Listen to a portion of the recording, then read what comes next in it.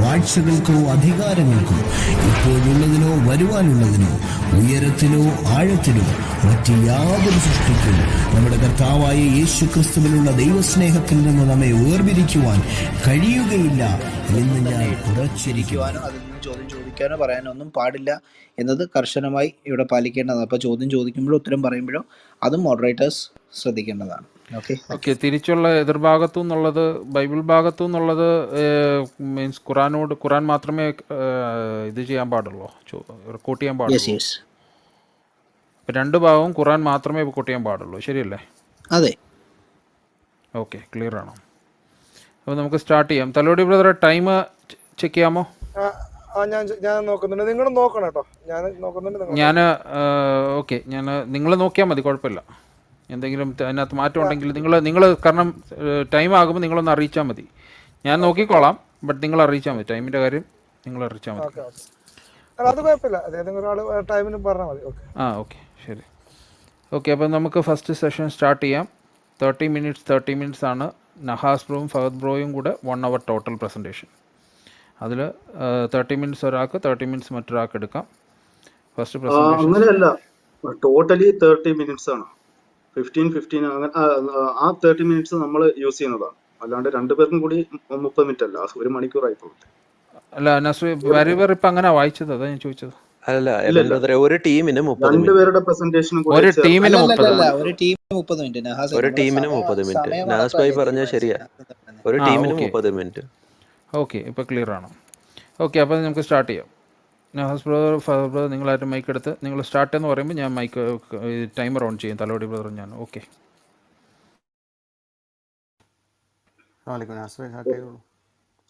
Start. Okay, സൃഷ്ടാവായ ദൈവമാര്? ഈ ചോദ്യത്തിന് ഒരൊറ്റ ഉത്തരമേ ഉള്ളൂ, മുസ്ലിങ്ങൾക്കും ഖുറാനും. അത് അള്ളാഹുവാണ്.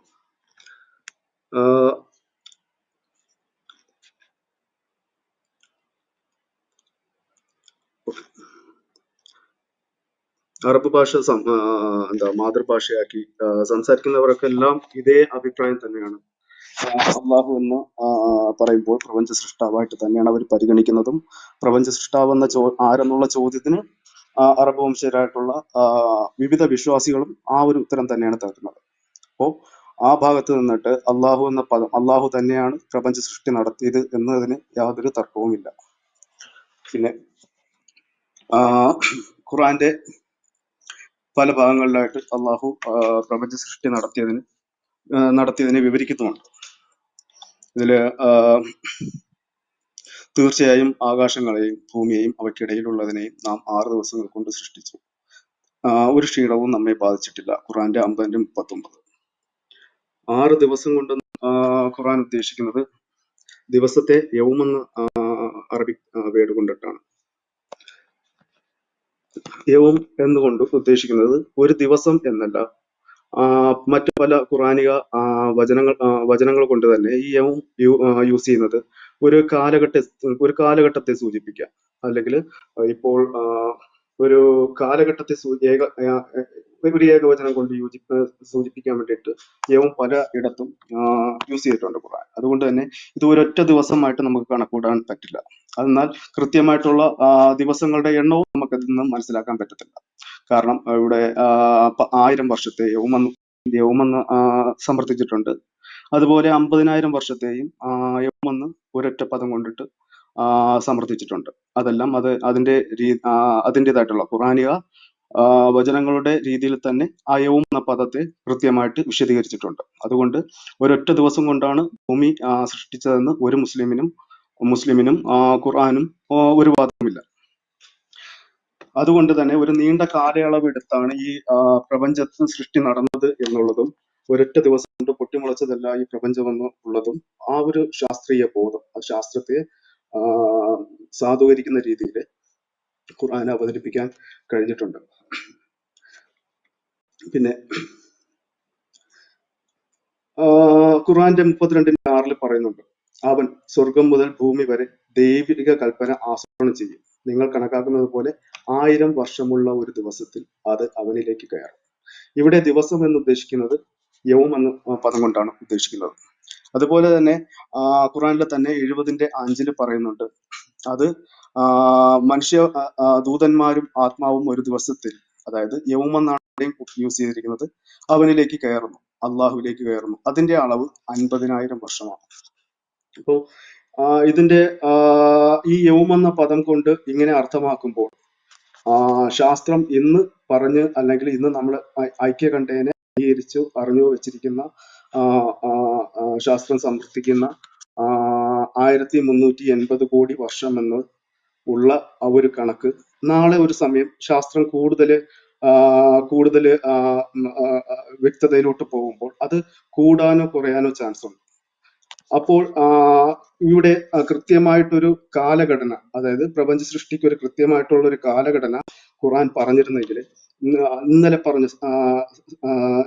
പറഞ്ഞ ശാസ്ത്ര സത്യവും നാളെ പറയാൻ പോകുന്ന ശാസ്ത്ര സത്യവും ഇന്ന് നിലനിൽക്കുന്ന ശാസ്ത്ര സത്യവും തമ്മിലുള്ള ഒരു വൈരുദ്ധ്യം, അത് ഖുറാനിക എന്നും നിലനിൽക്കുന്ന ഖുറാനിന്റെ ആയത്തിനെ ബാധിക്കും. അതുകൊണ്ട് കൃത്യം പ്രപഞ്ച സൃഷ്ടി നടത്തിയ ഒരു കാലഘട്ടത്തെ യൗമെന്ന ഒരൊറ്റ പദം കൊണ്ട് തന്നെ കൃത്യമാക്കി ഇന്നത്തേക്കും ഇന്നലത്തേക്കും നാളത്തേക്കുമുള്ള ഒരു എന്നും നിലനിൽക്കുന്ന ഒരു സത്യമായിട്ട് നിലനിൽക്കും. ഖുറാനിക വചനം കൊണ്ട് ഒരിക്കലും ശാസ്ത്രത്തെ തള്ളിക്കളയാൻ പറ്റത്തില്ല എന്ന ഒരു നിലയിലേക്ക്, സേഫ് ആയ ഒരു സോണിലേക്ക് ഖുറാനിക വചനം നിലനിൽക്കുന്നുണ്ട്. ഇനി അപ്പോ ഇതെല്ലാം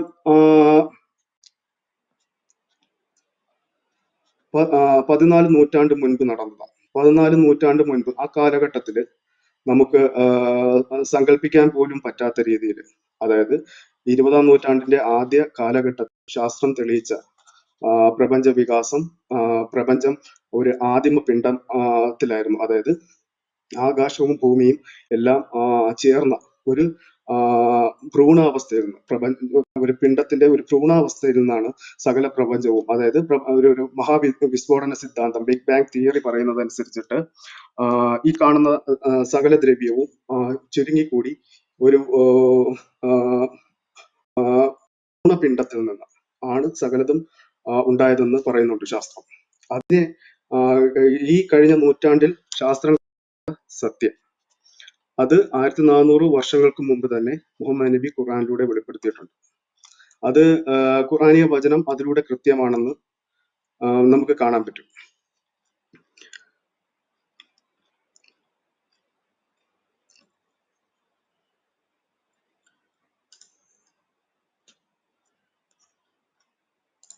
റെഫറൻസ് വെച്ച് സംസാരിക്കണം, അതുകൊണ്ട് ആ റെഫറൻസ് വെച്ചിട്ട് തന്നെയാണ് സംസാരിക്കുന്നത്.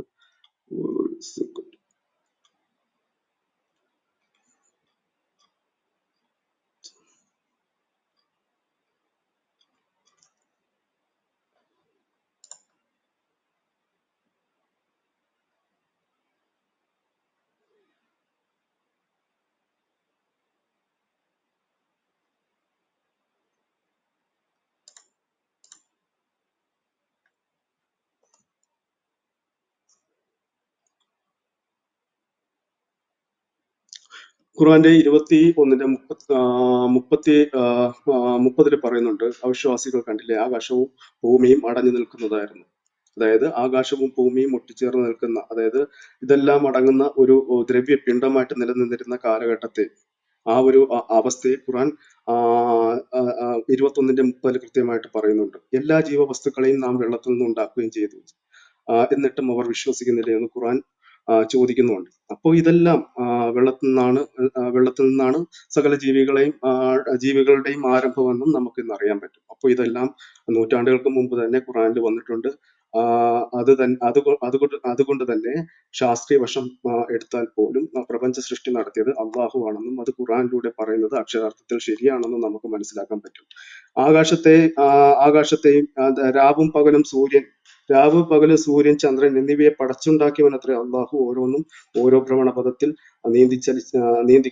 ചലിച്ചുകൊണ്ടിരിക്കുകയാണ്. 21-ന്റെ 33 പറയുന്നുണ്ട്. അതായത് ആ കാലഘട്ടത്തിൽ കാണുന്ന പ്രപഞ്ച വസ്തുക്കളെയെല്ലാം നമുക്ക് അപ്രാപ്യമെന്ന് തോന്നുന്ന രീതിയിൽ സൂര്യനെയും ചന്ദ്രനെയും ഒക്കെ കാണുമ്പോൾ അതെല്ലാമാണ് നമ്മുടെ ദൈവമെന്ന് കരുതി അന്ധത ബാധിച്ച ഒരു ജനതയ്ക്ക് ഇടയിൽ നിന്ന് ഇതൊക്കെ ദൈവത്തിന്റെ സൃഷ്ടിയാണെന്നും ഇതൊന്നുമല്ല യഥാർത്ഥ ദൈവമെന്നും അതിനെയെല്ലാം സൃഷ്ടിച്ച് പരിപാലിക്കുന്ന ഒരു അള്ളാഹു ഉണ്ടെന്നും അല്ലെങ്കിൽ ആ ഒരു സൃഷ്ടാവ് ഉണ്ടെന്നും ആ സൃഷ്ടാവിനെ മാത്രമേ ആരാധിക്കാവൂ എന്നുള്ള ഒരു കൽപ്പനയാണ്, അല്ലെങ്കിൽ ഒരു തികച്ചും അന്ധതയിലും മൂഢതയിലും കഴിഞ്ഞ ഒരു സമൂഹത്തെ ശാസ്ത്രീയമായിട്ട് തന്നെ ആ കാലഘട്ടത്തിൽ തന്നെ വെളിച്ചത്തിലേക്ക് കൊണ്ടുവന്നു. ഇവിടെ സൃഷ്ടികളിലല്ല, സൃഷ്ടിപൂജയിലല്ല, സൃഷ്ടാവിനെ അറിയുന്നതിലാണ് യഥാർത്ഥ വിശ്വാസം വേണ്ട. സൃഷ്ടാവിലേക്കാണ് നമ്മളെല്ലാം മടങ്ങേണ്ടതും സൃഷ്ടാവിൽ നിന്നാണ് വന്നതെന്നുള്ള ഒരു ബോധനം അത് ഈ ഖുർആനിലൂടെ തന്നെ നമുക്ക് കിട്ടുന്നുണ്ട്. അപ്പോ ഒരു കാലഘട്ടത്തിൽ എന്താ ചുറ്റുപാടും അന്ധവിശ്വാസങ്ങൾ നിറഞ്ഞ ആ സമയത്ത് ഇങ്ങനെ ഒരു അറിവ് അവർക്ക് കൊടുക്കാൻ കൃത്യമായിട്ടും ഒരു സൃഷ്ടാവിനെ കഴിയുള്ളൂ. ആ സൃഷ്ടാവിന്റെ വചനങ്ങൾക്ക് മാത്രമേ അവരെ യാഥാർത്ഥ്യത്തിലോട്ട് കൊണ്ടുപോകാനും കഴിയുള്ളൂ. അതുകൊണ്ട് തന്നെ ഇത് പാളി പോകാത്ത ഒരു കൽപ്പനയായിട്ടും തീർച്ചയായിട്ടും നേർവഴിയിലേക്കുള്ള ഒരു പിടിച്ചു നടത്തവുമായിട്ടും, അതായത് അന്ധതയിൽ കഴിഞ്ഞ ഒരു ജനതയെ അത് ഇക്കാലം അത്രയും സൂര്യന്റെ ചലനമൊക്കെ നമ്മുടെ 20-ാം നൂറ്റാണ്ടിലാണ് ശാസ്ത്രം കണക്കുകൾ നിരത്തി തെളിയിച്ചിട്ടുള്ളത്. പിന്നെ ഇനി നമ്മൾ ബൈബിളിലേക്ക് പോയാൽ ബൈബിളിലെ ഉൽപ്പത്തി 1-ാം അധ്യായത്തിൽ തുടങ്ങുന്നു ബൈബിളിലെ പ്രപഞ്ച സൃഷ്ടി. ഇതില് നമ്മളിപ്പോ അറബിക് ട്രാൻസ്ലേഷൻ എടുത്ത് നോക്കിയാല് ബൈബിൾ ഉൽപ്പത്തിയിൽ കാണാം പ്രപഞ്ച സൃഷ്ടി നടത്തിയത് അള്ളാഹു ആണെന്ന് എഴുതിയിരിക്കുന്നുണ്ട്. അതായത് ഇപ്പോ മുസ്ലിങ്ങൾക്കിടയിലല്ല, അതൊരു സർവനാമമായിട്ട് തന്നെ യൂസ് ചെയ്യുന്നുണ്ട്. അതുകൊണ്ട് തന്നെ അള്ളാഹു എന്ന പദം ക്രിസ്ത്യാനികൾക്കും ജൂതന്മാർക്കും കൃത്യമായിട്ടും ഒരു പേഴ്സണൽ നെയിമുള്ള ദൈവത്തെ ഒഴിവാക്കിയിട്ട് ഇവിടെ സർവനാമമാണ് ഉപയോഗിച്ചിരിക്കുന്നത്. അത് കൃത്യമായിട്ടും ഒരു സംശയത്തിന് ഇടയില്ലാത്ത വിധം, അതായത് മുഹമ്മദ് നബിയുടെ ദൈവസങ്കല്പം ഒരു സംശയലേശം ഒരു സംശയവും നൽകാത്ത രീതിയിൽ മുഹമ്മദ് നബി ആരാണ് ഭൂമി സൃഷ്ടിച്ചതെന്ന് എന്നുള്ള ഒരു ചോദ്യത്തിന് ഉത്തരമായിട്ട് നൽകിയ അള്ളാഹു, ആ പദം തന്നെയാണ് ഇവിടെ അറബിക് ബൈബിളിലും യൂസ് ചെയ്യുന്നത്. അപ്പോൾ അള്ളാഹു സൃഷ്ടിച്ചതാണ് ഉൽപ്പത്തിയിലെ പ്രപഞ്ച സൃഷ്ടിയെങ്കിൽ പിന്നെ അതിനെ ഒരു മുസ്ലിം ചോദ്യം ചെയ്യേണ്ട കാര്യമില്ലല്ലോ എന്നുള്ളൊരു ചോദ്യം വരും. അവിടെ പ്രപഞ്ച സൃഷ്ടാവായിട്ട് അള്ളാഹുവിനെ അവിടെ എഴുതി വെക്കുന്നതിൽ ഒരു മുസ്ലിമിനും ഒരു പ്രശ്നമില്ല. കൃത്യമായിട്ടും ഒരു മുസ്ലിമിന്റെ വിശ്വാസം തന്നെയാണ് പ്രപഞ്ച സൃഷ്ടാവ് അള്ളാഹു തന്നെയാണ്. അത് സമ്മതിക്കുന്നതുകൊണ്ട് ഒരു പ്രശ്നമില്ല. പക്ഷെ ആ വിവരണം, എങ്ങനെയാണ് പ്രപഞ്ച സൃഷ്ടി നടത്തിയത് എന്നുള്ള ഒരു വിവരണം, അത് തീർച്ചയായിട്ടും ഒരുപാട് ശാസ്ത്രവിരുദ്ധ വചനങ്ങളിലൂടെ നമുക്ക് കാണാൻ പറ്റും. ജസ്റ്റ് ഉൽപ്പത്തിയിലെ 2 അധ്യായങ്ങൾ എടുത്താൽ തന്നെ നമുക്ക് കൃത്യമായിട്ട് അത് മനസ്സിലാക്കാൻ പറ്റും. ഇവിടെ ഉൽപ്പത്തി 1:3 പറയുന്നുണ്ട്, വെളിച്ചം ഉണ്ടാകട്ടെ എന്ന് ദൈവം കൽപ്പിച്ചു, വെളിച്ചം ഉണ്ടായി. വെളിച്ചം ദൈവം നല്ലതെന്ന് കണ്ടു, വെളിച്ചം നല്ലതെന്ന് ദൈവം കണ്ടു. അപ്പോൾ കൃത്യമായിട്ടും ഇവിടെ ഒരു സർവജ്ഞാനിയായ ദൈവത്തെ കാണാൻ കഴിയില്ല. വെളിച്ചം നല്ലതെന്ന് ദൈവം വെളിച്ചത്തെ ഉണ്ടാക്കിയതിനു ശേഷമാണ് അറിയുന്നത്. അത് ഒരു സർവജ്ഞാനിയായ ദൈവത്തിന് യോജിച്ച ഒരു വചനമല്ല. പിന്നീട് ഇതുപോലെ ഹിബ്രു ബൈബിളില് ഇതേ വാക്കുകൊണ്ട് തന്നെ യവം വെച്ചിട്ട് തന്നെയാണ് ഇവിടെ 6 ദിവസങ്ങളിൽ ആയിട്ട് സൃഷ്ടി നടത്തിയതായിട്ട് ബൈബിളിലും പറഞ്ഞിരിക്കുന്നത്. ഹിബ്രുവിലും അതേ പദം തന്നെയാണ് യൂസ് ചെയ്തിരിക്കുന്നത്. പക്ഷെ അത് ഒരു കാലഘട്ടത്തെയോ ഇതുപോലെ ഒരു യുഗത്തെയോ അല്ല, ഒരു നീണ്ട കാലയളവിനെ സൂചിപ്പിക്കുന്നതല്ല. കൃത്യമായിട്ടും അത് ഒരൊറ്റ ദിവസം കൊണ്ട് തന്നെയാണെന്ന് നമുക്ക് ബൈബിളിലെ വചനങ്ങൾ കൊണ്ട് തന്നെ തെളിയിക്കാൻ പറ്റും. അതില് ഒന്നാമത്തെ ദിവസം കഴിയുമ്പോൾ ദൈവം കൃത്യമായിട്ട് അവിടെ പറയുന്നുണ്ട്, സന്ധ്യയായി ഉഷസ്സുമായി 1-ാം ദിവസം എന്ന് പറയുന്നുണ്ട്. അതായത് അവിടെ ഒരു ദിവസത്തെ തന്നെയാണ് സൂചിപ്പിച്ചിരിക്കുന്നത്. ഇതുപോലെ യൗം എന്ന് നമുക്ക് ഒരു കാലഘട്ടത്തെയും ഒരു യുഗത്തെയും അറിയാൻ പാകുന്ന അല്ലെങ്കിൽ അറിയിക്കാൻ ഉതകുന്ന ഒരു വചനം അവിടെ യൂസ് ചെയ്തിട്ടുണ്ടെങ്കിലും അത് ഒന്നുമല്ല. സാധാരണ നിലയിൽ യൗം എന്ന വാക്കുകൊണ്ട് എന്താണോ അർത്ഥമാക്കുന്നത് അത് തന്നെയാണ് അതേ അർത്ഥത്തിൽ 24 മണിക്കൂർ എന്ന അല്ലെങ്കിൽ ഒരു സന്ധ്യയെയും ഒരു പകലിനെയും സൂചിപ്പിക്കുന്ന രീതിയിൽ ആ ഒരു ഒരൊറ്റ ദിവസം തന്നെയാണ് ഇവിടെ ബൈബിൾ സൂചിപ്പിച്ചിരിക്കുന്നത്. അത് ശാസ്ത്രത്തിനെതിരാണ് ആ വചനങ്ങൾ. അതുമാത്രമല്ല, ആ, 14 വചനം ഉൽപ്പത്തി 1:14 വചനം പറയുന്നത്, പകലും രാവും തമ്മിൽ വേർപിരിയാൻ ആകാശവിധാനത്തിൽ വെളിച്ചങ്ങൾ ഉണ്ടാകട്ടെ, അവ അടയാളങ്ങളായും കാലം, ദിവസം, സംവത്സരം എന്നിവ തിരിച്ചറിയാനായിട്ടും ഉതകട്ടെ എന്ന് പറയുന്നുണ്ട്. അതായത് നമുക്കറിയാം സൂര്യനില്ലെങ്കിൽ നമുക്ക് ഭൂമിയിൽ രാത്രിയാണെന്ന്. അപ്പോ പ്രകാശത്തെ സൃഷ്ടിച്ചെന്ന് കരുതിയിട്ട് നമുക്ക് ഒരിക്കലും രാത്രിയിൽ ഭൂമിയിൽ പ്രകാശം എത്തില്ല. അത് എന്താണ്, നമ്മുടെ മനുഷ്യനിർമ്മിത വെളിച്ചങ്ങളില്ലെങ്കിൽ ഭൂമി തീർത്തും ഇരുട്ടിൽ തന്നെയാണ്. അവിടെ ഒരിക്കലും ഒരു സസ്യത്തിന്റെയോ മറ്റ്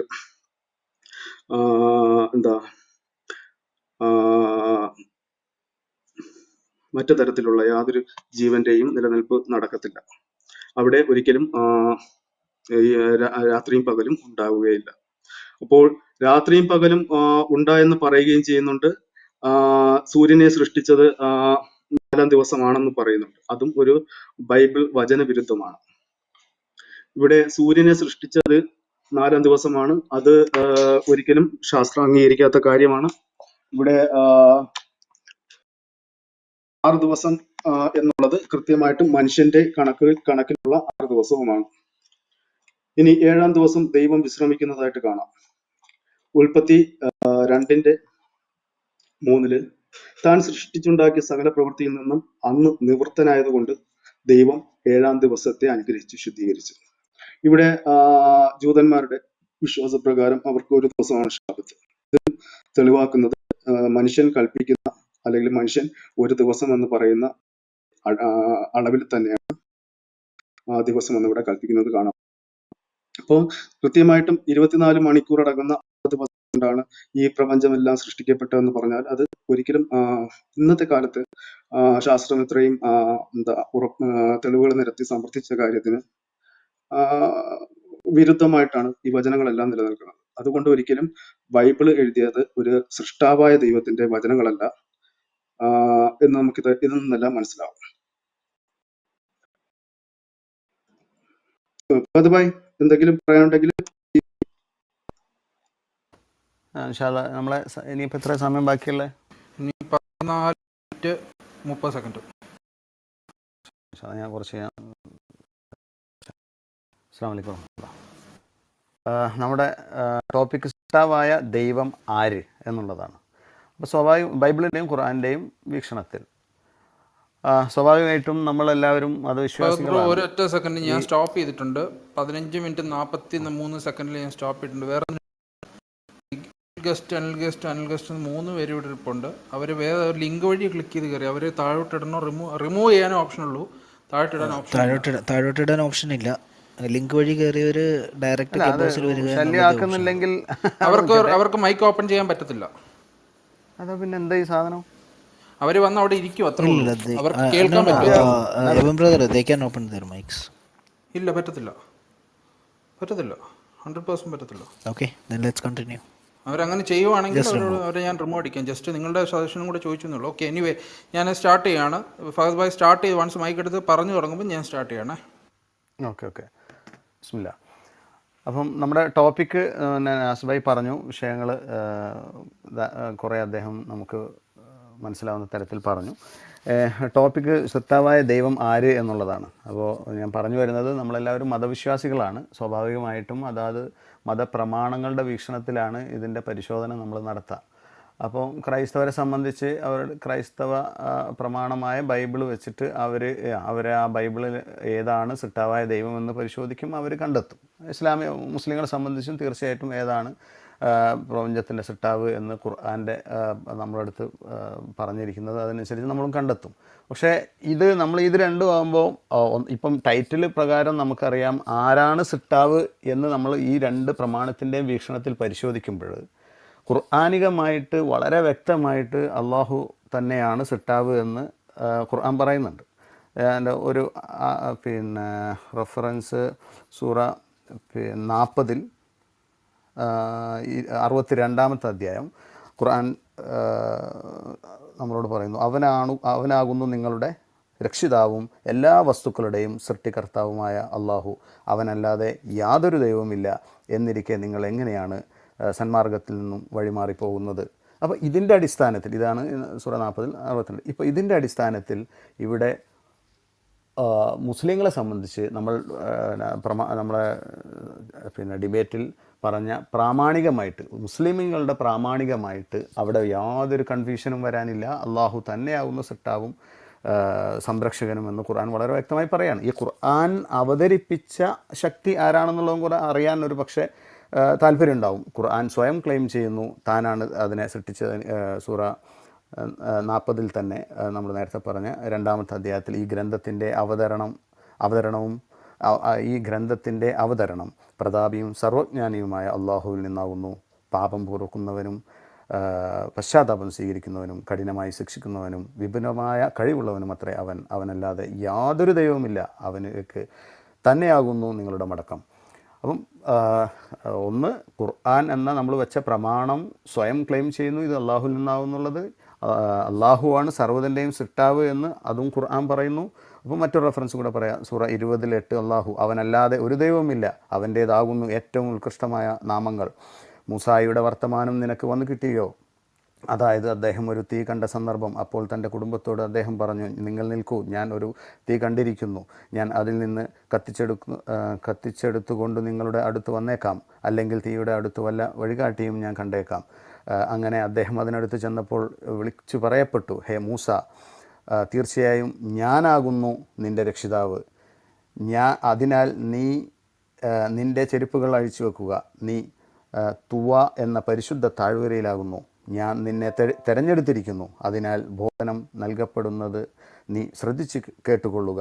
തീർച്ചയായും ഞാനാകുന്നു അള്ളാഹു. കാല ഇന്നനി അനല്ലാ. ഖുർആൻ അറബി പദം ഞാൻ പറഞ്ഞുള്ളൂ എന്ന് പറഞ്ഞാൽ തീർച്ചയായും ഞാനാകുന്നവൻ, ഞാനാകുന്നു അള്ളാഹു എന്ന് പറഞ്ഞാൽ കാല ഇന്നനി, തീർച്ചയായും ഞാനാകുന്നു അള്ളാഹു, ഞാനല്ലാതെ ഒരു ദൈവവുമില്ല.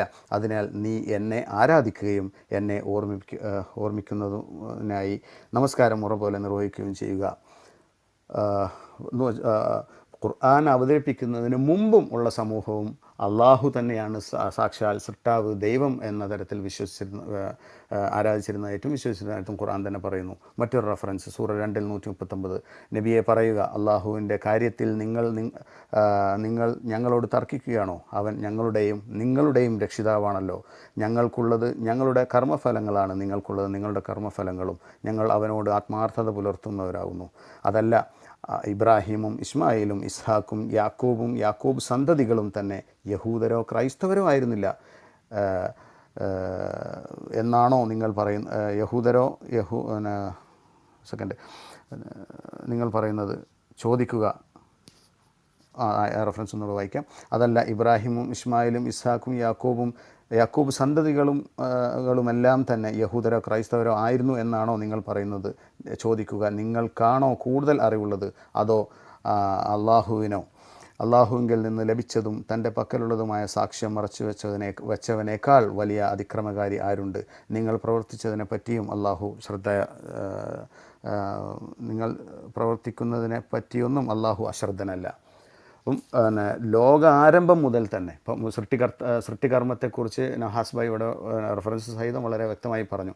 ലോകാരംഭം മുതൽ തന്നെ ആരാണ് സൃഷ്ടാവ്, ലോകാരംഭം മുതലുള്ള മനുഷ്യർ ആരെയാണ് ആരാധിച്ചത്, എല്ലാം വളരെ കൃത്യമായിട്ട് ഖുർആൻ സംശയത്തിന് ഇടവരാത്ത വിധം മുൻകാല പ്രവാചകന്മാരും മൂസ, ഈസ, ഇബ്രാഹിം പോലെയുള്ള സർവ്വ മുൻകാല പ്രവാചകന്മാരും ആരാധിച്ചത് അള്ളാഹുവിനെയാണ് എന്നുള്ളതും വളരെ വ്യക്തമായി പറഞ്ഞു. ഇനി ആ അടിസ്ഥാനത്തിൽ നമ്മുടെ ചർച്ചയുടെ ടൈറ്റിൽ പ്രകാരം അള്ളാഹുവാണ് സൃഷ്ടാവ് എന്ന് ഖുർആനികമായിട്ട് വളരെ ക്ലിയറായിട്ട് ഞങ്ങളിവിടെ തെളിയിച്ചു കഴിഞ്ഞു. അടുത്തത് മറ്റൊരു പക്ഷം പറയുകയാണെങ്കിൽ, ഐ ഹോപ്പ് ഒരു 5 മിനിറ്റ് കൂടെ കാണുമല്ലോ അല്ലേ. മറ്റൊരു പക്ഷം പരിശോധിക്കുകയാണെങ്കിൽ, ക്രൈസ്തവ സഹോദരങ്ങളാണ് ഞങ്ങളുടെ ഓപ്പോസിറ്റുള്ള ആളുകൾ. അവർ വാദിക്കുന്നു യേശുക്രിസ്തുവാണ് സൃഷ്ടാവായ ദൈവം എന്നുള്ളത്. 9 മിനിറ്റ് ഉണ്ട്. ഗ്രേറ്റ്. അവർ വാദിക്കുന്നു യേശുക്രിസ്തുവാണ് ദൈവമെന്നുള്ളത്. അപ്പം നമ്മൾ പരിശോധിക്കുന്നതിൻ്റെ അടിസ്ഥാനത്തിൽ എൻ്റെ പരിശോധനയിൽ ഇനി അവർക്ക് വ്യക്തമാക്കും, ഒരിടത്തും അവരുടെ പ്രമാണത്തിൽ പോലും അവർ വാദിക്കുന്ന വാദം അനുസരിച്ച് യേശുക്രിസ്തുവാണ് ദൈവം, സൃഷ്ടാവായ എല്ലാത്തിനെയും സൃഷ്ടിച്ച ദൈവം എന്നുള്ളത് പറഞ്ഞതായിട്ട് എൻ്റെ പരിശോധനയിൽ കണ്ടിട്ടില്ല. അപ്പോൾ അതിൻ്റെ അടിസ്ഥാനത്തിൽ ഞാൻ ഇവിടെ വ്യക്തമാക്കുന്നു, യേശുക്രിസ്തു അല്ല സൃഷ്ടാവായ ദൈവം. അവരുടെ പ്രമാണമനുസരിച്ച് പോലും, ഇനി ഞങ്ങളുടെ പ്രമാണമനുസരിച്ച് തീർച്ചയായിട്ടും യേശുക്രിസ്തു ദൈവത്തിൻ്റെ ഒരു എങ്കിൽ ഈസാ നബി ദൈവത്തിൻ്റെ ഒരു ദൂതനാണ് എന്നുള്ളത് വളരെ വ്യക്തമാണ്. അപ്പം മാത്രമല്ല, ഇനി അവർ പറയാൻ സാധ്യതയുള്ള യഹൂദന്മാരുടെ ഒരു ദൈവസങ്കല്പമുണ്ട്. ആ യഹോവ അല്ലെങ്കിൽ YHWH എന്നുള്ള ആ ശക്തിയാണ് ദൈവമെന്ന് പറയുന്നു. അപ്പോൾ ഇവിടെ നമ്മൾ മറ്റൊരു കാര്യം പരിശോധിക്കേണ്ടത്, നേരത്തെ നഹാസ് ഭായി പറഞ്ഞ പോലെ, അങ്ങനെ വാദിക്കുന്നു എങ്കിലും ആ ദൈവത്തിൻ്റെ ഗുണവിശേഷണങ്ങൾ അതേ പ്രമാണം വെച്ച് തന്നെ നമുക്കറിയാം. സംഖ്യാപുസ്തകം 23:19 പോലുള്ള, അതുപോലെ 1 ശമൂവേൽ 15:11 പോലുള്ള വചനങ്ങൾ വെച്ചിട്ട് അവിടെ അവരുടെ പുസ്തകം തന്നെ പറയുന്നു, ദൈവം മനുഷ്യരാണ് അനുദപിക്കുകയുള്ളൂ, ദൈവം അനുദപിക്കുകയില്ല എന്നുള്ളത്. അതുമാത്രമല്ല, പരിഹാസ്യ രൂപേണയാണ് പറയുന്നത്, മനുഷ്യനെ ഇകഴ്ത്തിക്കൊണ്ടാണ് പറയുന്നത്, അനുദപിക്കാൻ ദൈവം മനുഷ്യനല്ല എന്നുള്ളത്. അത് അടുത്ത വചനം പറയാണ്, കളവ് പറയാൻ അവൻ മനുഷ്യപുത്രനുമല്ല എന്നുള്ളത്. എന്ന് വെച്ചാൽ അതൊക്കെ കേവല മനുഷ്യന്മാരുടെ വിശേഷണങ്ങളാണ് ഈ അനുദപിക്കുക എന്നുള്ളത് വളരെ വ്യക്തമായി അവരുടെ പ്രമാണം തന്നെ പറയുന്നു. ഇനി നമ്മൾ പരിശോധിക്കുക, നമ്മൾ സൃഷ്ടാവുമായിട്ട് ബന്ധപ്പെട്ട ടോപ്പിക്കാണല്ലോ, നമ്മൾ പരിശോധിക്കുമ്പോൾ സൃഷ്ടികർമ്മം നടത്തിയതിൻ്റെ പേരിൽ പോലും, സൃഷ്ടികർമ്മം നടത്തിയത് ഈ YHWH ആണെന്ന് പറയുന്നു, ഓക്കെ, യഹോവയാണെന്ന് പറയുന്നു, പക്ഷെ അതിൻ്റെ പേരിൽ പോലും, സൃഷ്ടികർമ്മം നടത്തിയതിൻ്റെ പേരിൽ ഞാൻ അനുദപിക്കുന്നു, അതിൻ്റെ പേരിൽ ഉൽപ്പത്തി 6 5-ാമത്തെ ഈ ഉൽപ്പത്തിയാണ് ഈ സൃഷ്ടികർമ്മത്തെക്കുറിച്ച് നേരത്തെ ആസ്വായി സൂചിപ്പിച്ചത്. 5-ാമത്തെ അധ്യായത്തിൽ 6-ാമത്തെ വചനം മുതൽ, ഭൂമിയിൽ മനുഷ്യൻ്റെ ദുഷ്ടത വലിയതെന്നും അവൻ്റെ ഹൃദയ വിചാരങ്ങളെ നിരൂപണമൊക്കെയും എല്ലായ്പ്പോഴും ദോഷമുള്ളത് അത്രേ എന്നും യഹോവ കണ്ടു. എന്ന് വെച്ചാൽ ഈ സൃഷ്ടാവ്, നഹാസ്ക നേരത്തെ പറഞ്ഞു, സൃഷ്ടിച്ചിട്ട് അതിനെ നല്ലതെന്ന് കണ്ട ആൾ, നല്ലതെന്ന് കണ്ട ഒരു ശക്തി ഈ YHWH, അദ്ദേഹം കുറച്ചുകൂടെ മുന്നോട്ട് ചെന്നപ്പോഴാണ് അദ്ദേഹം പിന്നീട് കാണുവാണ് ദോഷമുള്ളതാണെന്ന് കാണുവാണ് അദ്ദേഹത്തിന്, ദോഷമുള്ളത് അത്രേ എന്നും കണ്ടു. എന്നിട്ട് അടുത്ത വരിയാണ് ഞാൻ പറഞ്ഞു വരുന്നത്. നമ്മൾ സംഖ്യാപുസ്തകത്തിനകത്ത് പറഞ്ഞു, അവൻ അനുദപിക്കുകയില്ല. ആര്? സൃഷ്ടാവ് അനുദപിക്കുന്നവനല്ല, അതൊക്കെ മനുഷ്യഗുണമാണ് എന്ന് പറഞ്ഞിട്ട് അവിടെ പറയുകയാണ്. എന്നിട്ട് ഇവിടെ അതേ ഹിബ്രു പദം വെച്ചിട്ട് ഇവിടെ പറയുകയാണ്, താൻ ഭൂമിയിൽ മനുഷ്യ സൃഷ്ടിപ്പ് എന്ന് പറഞ്ഞാൽ മനുഷ്യനെ ഉണ്ടാക്കുക കൊണ്ട് യഹോവ അനുദപിച്ചു. എന്നാലോചിച്ച് നോക്കൂ, ഒരു ദൈവം എന്താ അനുദപിക്കുക, റിഗ്രറ്റ് ചെയ്യാന്ന് പറഞ്ഞാൽ എന്താ? താൻ ഒരു കാര്യം പ്രവർത്തിച്ചു പോയി, ആ പ്രവർത്തിച്ചു പോയത് നല്ലതിനോ ചീത്തയ്ക്കോ ഒന്നും അറിയാതെ നമ്മൾ നിൽക്കുവാണ്. പിൽക്കാലഘട്ടത്തിൽ നമ്മൾ അറിയാണ്, മുന്നേ ഞാൻ ചെയ്തു പോയത് തെറ്റായിപ്പോയല്ലോ, അതുകൊണ്ട് തിരുത്തണമെന്നുള്ളത്. അതിനാണ് അനുഗ്രഹം. ഇവിടെ അതിനേക്കാൾ വലിയതാണ്, ഞാൻ ചെയ്തത് നല്ലതാണ് എന്ന് ഞാൻ കണ്ടതിന് ശേഷമാണ് ഇദ്ദേഹം എന്താവുന്നത്, പിന്നീട് അനുദപിക്കുന്നത്, റിഗ്രറ്റ് ചെയ്യുന്നത്. അപ്പം ഇത്തരത്തിലുള്ള ഗുണവിശേഷണമാണ് ഇവരുടെ YHWH നമ്മൾ കാണുന്നത്. അപ്പം ആ പുസ്തകത്തിൽ നിന്നും ഒന്നാമത് ആ പുസ്തകം ഒരിക്കൽ പോലും ഇത് ഈ അവതരിപ്പിക്കപ്പെട്ടു എന്ന്, ഓക്കെ, ആ വിഷയത്തിലേക്ക് പോകുന്നില്ല, സ്വയം ക്ലെയിം ചെയ്തിട്ടില്ല എന്നുള്ളത് മറ്റൊരു വിഷയം. അപ്പോൾ ഞാൻ പറഞ്ഞു വന്നത്,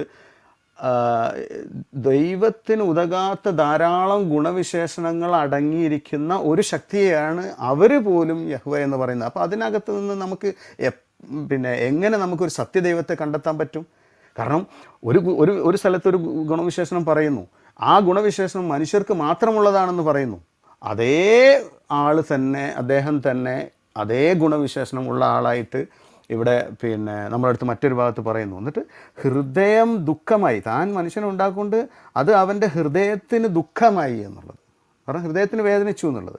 അപ്പം പറഞ്ഞു വരുന്നത്, ഇവരുടെ പ്രമാണം വെച്ച് എന്ന് പറഞ്ഞാൽ നമ്മുടെ ഡിബേറ്റേഴ്സായ നമ്മുടെ ക്രൈസ്തവ സഹോദരന്മാരെ വിശ്വാസം വെച്ച് അവരുടെ ദൈവം യേശുക്രിസ്തുവാണ്. കാരണം അവർക്ക് ഒരു ദൈവമേ ഉള്ളൂ, ഈ യേശുക്രിസ്തുവാണ് ആ ദൈവം എന്നുള്ളതാണ് പറയുന്നത്. ആ യേശുക്രിസ്തുവാണ് സൃഷ്ടിപ്പ് നടത്തിയത് എന്ന് അവരുടെ പ്രമാണത്തിൽ ഞാൻ കണ്ടിട്ടില്ല, അതില്ല എന്ന് ഞാൻ വാദിക്കുന്നു. ഒപ്പം പിന്നീട് അവർ യഹൂദന്മാരുടെ ദൈവസങ്കല്പത്തെ പിടിച്ചുകൊണ്ട് അത് പിതാദൈവം മറ്റൊന്നുണ്ട് എന്ന് പറഞ്ഞെന്ന് വരുന്ന ഒരു സമൂഹമാണ് നമ്മുടെ ക്രൈസ്തവ സമൂഹങ്ങൾ. എങ്കിലോ ആ ശക്തിയെക്കുറിച്ച് ആ യഹോവ എന്നുള്ള വ്യക്തിയെക്കുറിച്ച് നമ്മൾ നോക്കുമ്പോഴോ അദ്ദേഹത്തിൻ്റെ ഗുണവിശേഷണങ്ങളാണിത്. അപ്പം അതുകൊണ്ട് ഏതടിസ്ഥാനത്തിലും പിന്നെ ഇപ്പം നമ്മളടുത്ത് ഈ പറഞ്ഞിരിക്കുന്ന പുസ്തകം, ഇപ്പം ബൈബിള് 2 പുസ്തകങ്ങളാണ് നമ്മളോട് ഇരിക്കുന്നത്, ഒന്ന് ഖുർആനും ഒന്ന് ബൈബിളും. ഈ ബൈബിള് പരമായിട്ട് ഇത്തരത്തിലുള്ള ദൈവ ഗുണത്തെ സംബന്ധിച്ച് ധാരാളം വൈരുദ്ധ്യങ്ങളും പിന്നെ അബദ്ധങ്ങളും നിറഞ്ഞിരിക്കുന്ന ഒരു പുസ്തകമായതിൻ്റെ പേരിൽ അതിൽ നിന്നും നമുക്ക് സത്യദൈവത്തെ മനസ്സിലാക്കാൻ സാധ്യമല്ല എന്നും ഞങ്ങളിവിടെ വാദിക്കുന്നു. ഒപ്പം വിശുദ്ധ ഖുർആനിൽ നിന്നും ആരാണ് ദൈവമെന്ന് വ്യക്തമാക്കുകയും ആരാണ് സൃഷ്ടിച്ചത് എന്ന് വ്യക്തമാക്കുകയും ആ ഖുർആൻ ആരാണ് നമ്മൾക്ക് അവതരിപ്പിച്ച് തന്നത് എന്നുള്ളതും ഇവിടെ വളരെ വ്യക്തമായി ഖുർആനിൽ നിന്ന് ഞങ്ങൾ റെഫറൻസ് സഹിതം വായിച്ചു. ഇത് ഞാൻ എൻ്റെ എതിർ സംവാദകർക്ക് സമർപ്പിക്കുന്നു. ഐ ഹോപ്പ് നവാസ് ഭായ് എന്തെങ്കിലുണ്ടോ? 2 മിനിറ്റ് കൂടെ ഉണ്ട്. എത്ര? 2 മിനിറ്റ് 30 സെക്കൻഡ് കൂടെ ഉണ്ട്. 2 മിനിറ്റ് ഉണ്ട്. ഓക്കെ. അപ്പോൾ ഇവിടെ നമുക്ക് ബൈബിളിലെ ഉൽപ്പത്തി പുസ്തകത്തിലൂടെ ഒരു ദൈവം സൃഷ്ടി നടത്താൻ പാകത്തിന് ഒരു ദൈവമില്ല, നടന്ന സൃഷ്ടിയെ അവകാശപ്പെടുന്ന ഒരു ദൈവത്തെയാണ് കാണാൻ പറ്റുന്നത്. 2 സർവജ്ഞാനമില്ലാത്ത ഒരു ദൈവത്തെ കാണാൻ പറ്റത്തില്ല. ഈ ആട്രിബ്യൂട്ട്സ് ഒക്കെ തനിക്കുണ്ടെന്ന് അവകാശപ്പെടുകയാണെങ്കിലും പിന്നീട് സൃഷ്ടി നടത്തിയതിനു ശേഷം അതെന്താകുമോ എന്ന് പോലും ഒരു മുൻ ധാരണയില്ലാത്ത ഒരു ദൈവത്തെ നമുക്ക് ബൈബിളിലെ ഉൽപ്പത്തിയിലും പിന്നീടുള്ള പുസ്തകങ്ങളിലൊക്കെ കാണാൻ പറ്റും. പരിതപിക്കുന്ന തൻ്റെ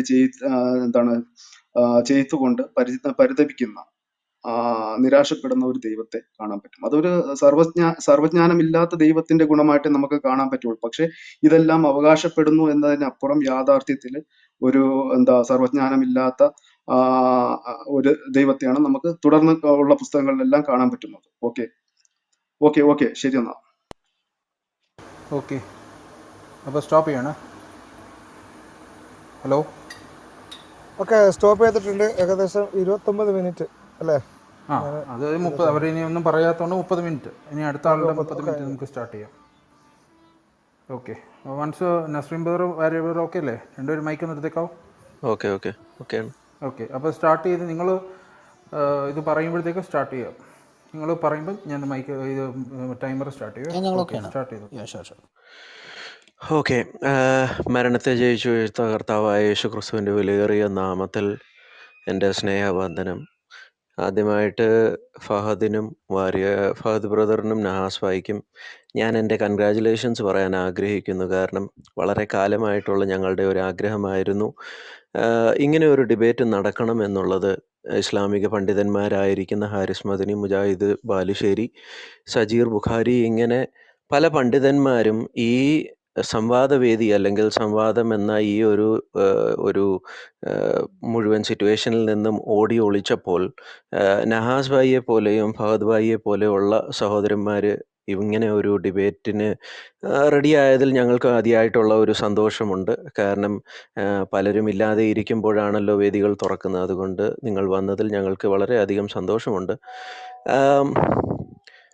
ഇവിടെ നാസ് ഭായിയും അതുപോലെ തന്നെ ഫഹദ് ഭായിയും ഖുറാനെ പറ്റി പല കാര്യങ്ങളും പറഞ്ഞു. അതുപോലെ തന്നെ ഖുറാനിലൂടെയുള്ള സൃഷ്ടിയുടെ വിവരണങ്ങൾ അവർ പലരും പല കാര്യങ്ങളും പറഞ്ഞു.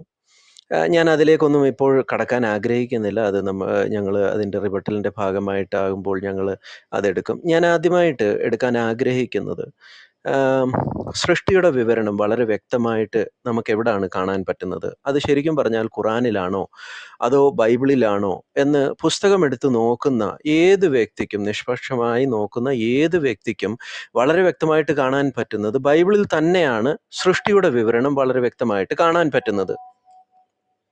അല്ലാതെ അതൊരിക്കലും ഖുറാനിലല്ല. നമ്മൾ ഉൽപ്പത്തി പുസ്തകം എടുത്ത് നോക്കിക്കഴിഞ്ഞു കഴിഞ്ഞാൽ ആദിയിൽ ദൈവം ആകാശവും ഭൂമിയും സൃഷ്ടിച്ചു എന്ന് വളരെ വ്യക്തമായിട്ട് നമുക്കവിടെ കാണാൻ പറ്റുന്നുണ്ട്. ഹീബ്രുവിൽ പറയുന്നത് ബെറഷീത് ബാറ എലോഹീം എഷ് ഷമയീം എത് ഹസ് എറേത്ത് എന്ന് പറയുമ്പോൾ വളരെ വ്യക്തമായിട്ട് അവിടെ ദൈവം ആകാശവും ഭൂമിയും ഉണ്ടാക്കി സൃഷ്ടിച്ചു എന്ന് വളരെ വ്യക്തമായിട്ട് നമുക്കത് കാണാൻ പറ്റുന്നുണ്ട്. ഇവിടെ ദൈവം എന്നതുകൊണ്ട് ഒരു കോമൺ നൗൺ ആണ് അവിടെ ഉപയോഗിച്ചിരിക്കുന്നത്. മുന്നിലോട്ട് നമ്മൾ ഉൽപ്പത്തി പുസ്തകം നമ്മൾ വായിച്ചു പോകുമ്പോൾ നമുക്ക് കാണാൻ പറ്റും ദൈവം എങ്ങനെയാണ് ഈ കാര്യങ്ങളെ സൃഷ്ടിച്ചത് എന്നുള്ളതും. ദൈവം സൃഷ്ടിച്ച ഓരോ കാര്യങ്ങളും ദൈവം നല്ലത് നല്ലത് നല്ലത് എന്ന് പറയുന്നു.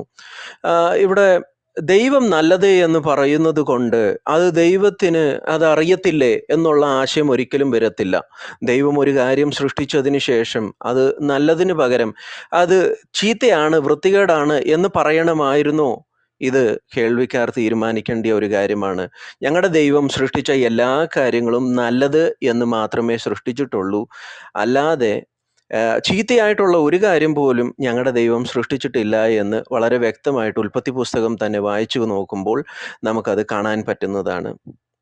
ഇവിടെ എൻ്റെ എതിർ സംവാദകൻ ഇടയ്ക്ക് ബൈബിളിനെ പരാമർശിച്ചുകൊണ്ട് അദ്ദേഹം പറയുകയുണ്ടായി, അവിടെയും അള്ളാഹു സൃഷ്ടിച്ചു എന്ന്.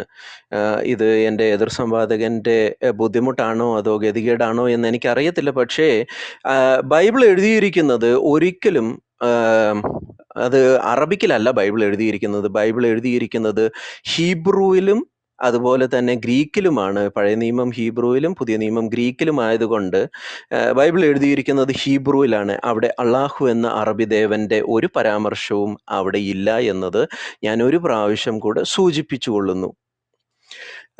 നമ്മൾ ദൈവത്തിൻ്റെ സൃഷ്ടിയെപ്പറ്റി നമ്മൾ നോക്കുകയാണെങ്കിൽ നെഹമ്യാവിൻ്റെ പുസ്തകം 9-ാമത്തെ അധ്യായം 6-ാമത്തെ വചനത്തിനകത്ത് നീ മാത്രം യഹോവ എന്ന് വളരെ വ്യക്തമായിട്ട് അവിടെ കാണാൻ പറ്റുന്നുണ്ട്. നീ മാത്രം ആകുന്നു യഹോവ. നീ ആകാശത്തെയും സ്വർഗത്തെയും അവയിലെ സകല സൈന്യത്തെയും ഭൂമിയെയും അതിലുള്ള സകലത്തെയും സമുദ്രത്തെയും അവയിലുള്ള സകലത്തെയും ഉണ്ടാക്കി. നീ അവയൊക്കെയും രക്ഷിക്കുന്നു. ആകാശത്തിലെ സൈന്യവും നിന്നെ നമസ്കരിക്കുന്നു എന്ന് വളരെ വ്യക്തമായിട്ട് അവിടെ നമുക്ക് കാണാൻ പറ്റുന്നുണ്ട്. ഇതേ കാര്യം തന്നെ നമുക്ക് വെളിപ്പാട് പുസ്തകം 4-ാമത്തെ അധ്യായം അതിൻ്റെ 11-ാമത്തെ ഭാഗത്ത് നമ്മൾ നോക്കുകയാണെങ്കിൽ അവിടെ നമുക്ക് കാണാം, കർത്താവേ നീ സർവവും സൃഷ്ടിച്ചവനും എല്ലാം നിന്റെ ഇഷ്ടഹേതുവാൽ ഉണ്ടായതും സൃഷ്ടിക്കപ്പെട്ടു എന്ന് വളരെ വ്യക്തമായിട്ട് നമുക്ക് വെളിപ്പാട് പുസ്തകത്തിനകത്തുനിന്നും നമുക്ക് കാണാൻ പറ്റുന്നുണ്ട്. അപ്പോൾ ഇവിടെ ദൈവം എന്ന ഒരു കോമൺ നൗണിൽ ദൈവം സൃഷ്ടിപ്പ് നടത്തുന്നതായിട്ട് നമുക്ക് അവിടെ കാണാൻ പറ്റുന്നുണ്ട്. എന്നാൽ ഈ ദൈവം ആരാണ് എന്നുള്ളത് നമുക്കൊന്ന് നോക്കാം. ഈ ദൈവം ആരാണ് എന്ന് നമുക്ക് മുന്നിലോട്ടുള്ള ഭാഗങ്ങളിൽ നമുക്ക് നോക്കാവുന്നതാണ്. അതിനുവേണ്ടി ഞാൻ നിങ്ങളുടെ ശ്രദ്ധയെ ഒന്ന് തിരിക്കാൻ ആഗ്രഹിക്കുന്നു. നമ്മൾ ആദ്യമായിട്ട് നോക്കുകയാണെങ്കിൽ യോഹന്നാന്റെ സുവിശേഷം 1-ാമത്തെ അധ്യായം അതിൻ്റെ 1 മുതലുള്ള ഭാഗത്ത് നമുക്ക് കാണാൻ പറ്റും, ആദിയിൽ വചനമുണ്ടായിരുന്നു, വചനം ദൈവത്തോടു കൂടെയായിരുന്നു, വചനം ദൈവമായിരുന്നു, അവൻ ആദിയിൽ ദൈവത്തോടു കൂടെയായിരുന്നു. അപ്പോൾ ആദിയിൽ ദൈവമുണ്ട്, ദൈവത്തോടു കൂടെ ദൈവത്തിൻ്റെ വചനമുണ്ട്. ആ ദൈവത്തിൻ്റെ വചനം ദൈവമാണ് എന്ന് വളരെ വ്യക്തമായിട്ട് കാണാൻ പറ്റുന്നുണ്ട്. സകലവും അവൻ മുഖാന്തരമുളവായി. ആര്? ദൈവവചനം മുഖാന്തരമുളവായി. അവിടെ ഒരു പേഴ്സണെ നമുക്ക് കാണാൻ പറ്റുന്നുണ്ട്. ആ പേഴ്സൺ മുഖാന്തരമാണ് എല്ലാം ഉളവായത്. ഉളവായതൊന്നും അവനെ കൂടാതെ ഉളവായിട്ടില്ല. അവനിൽ ജീവൻ ഉണ്ടായിരുന്നു, ജീവൻ മനുഷ്യരുടെ വെളിച്ചമായിരുന്നു എന്ന് വളരെ വ്യക്തമായിട്ട് പറയുന്നു.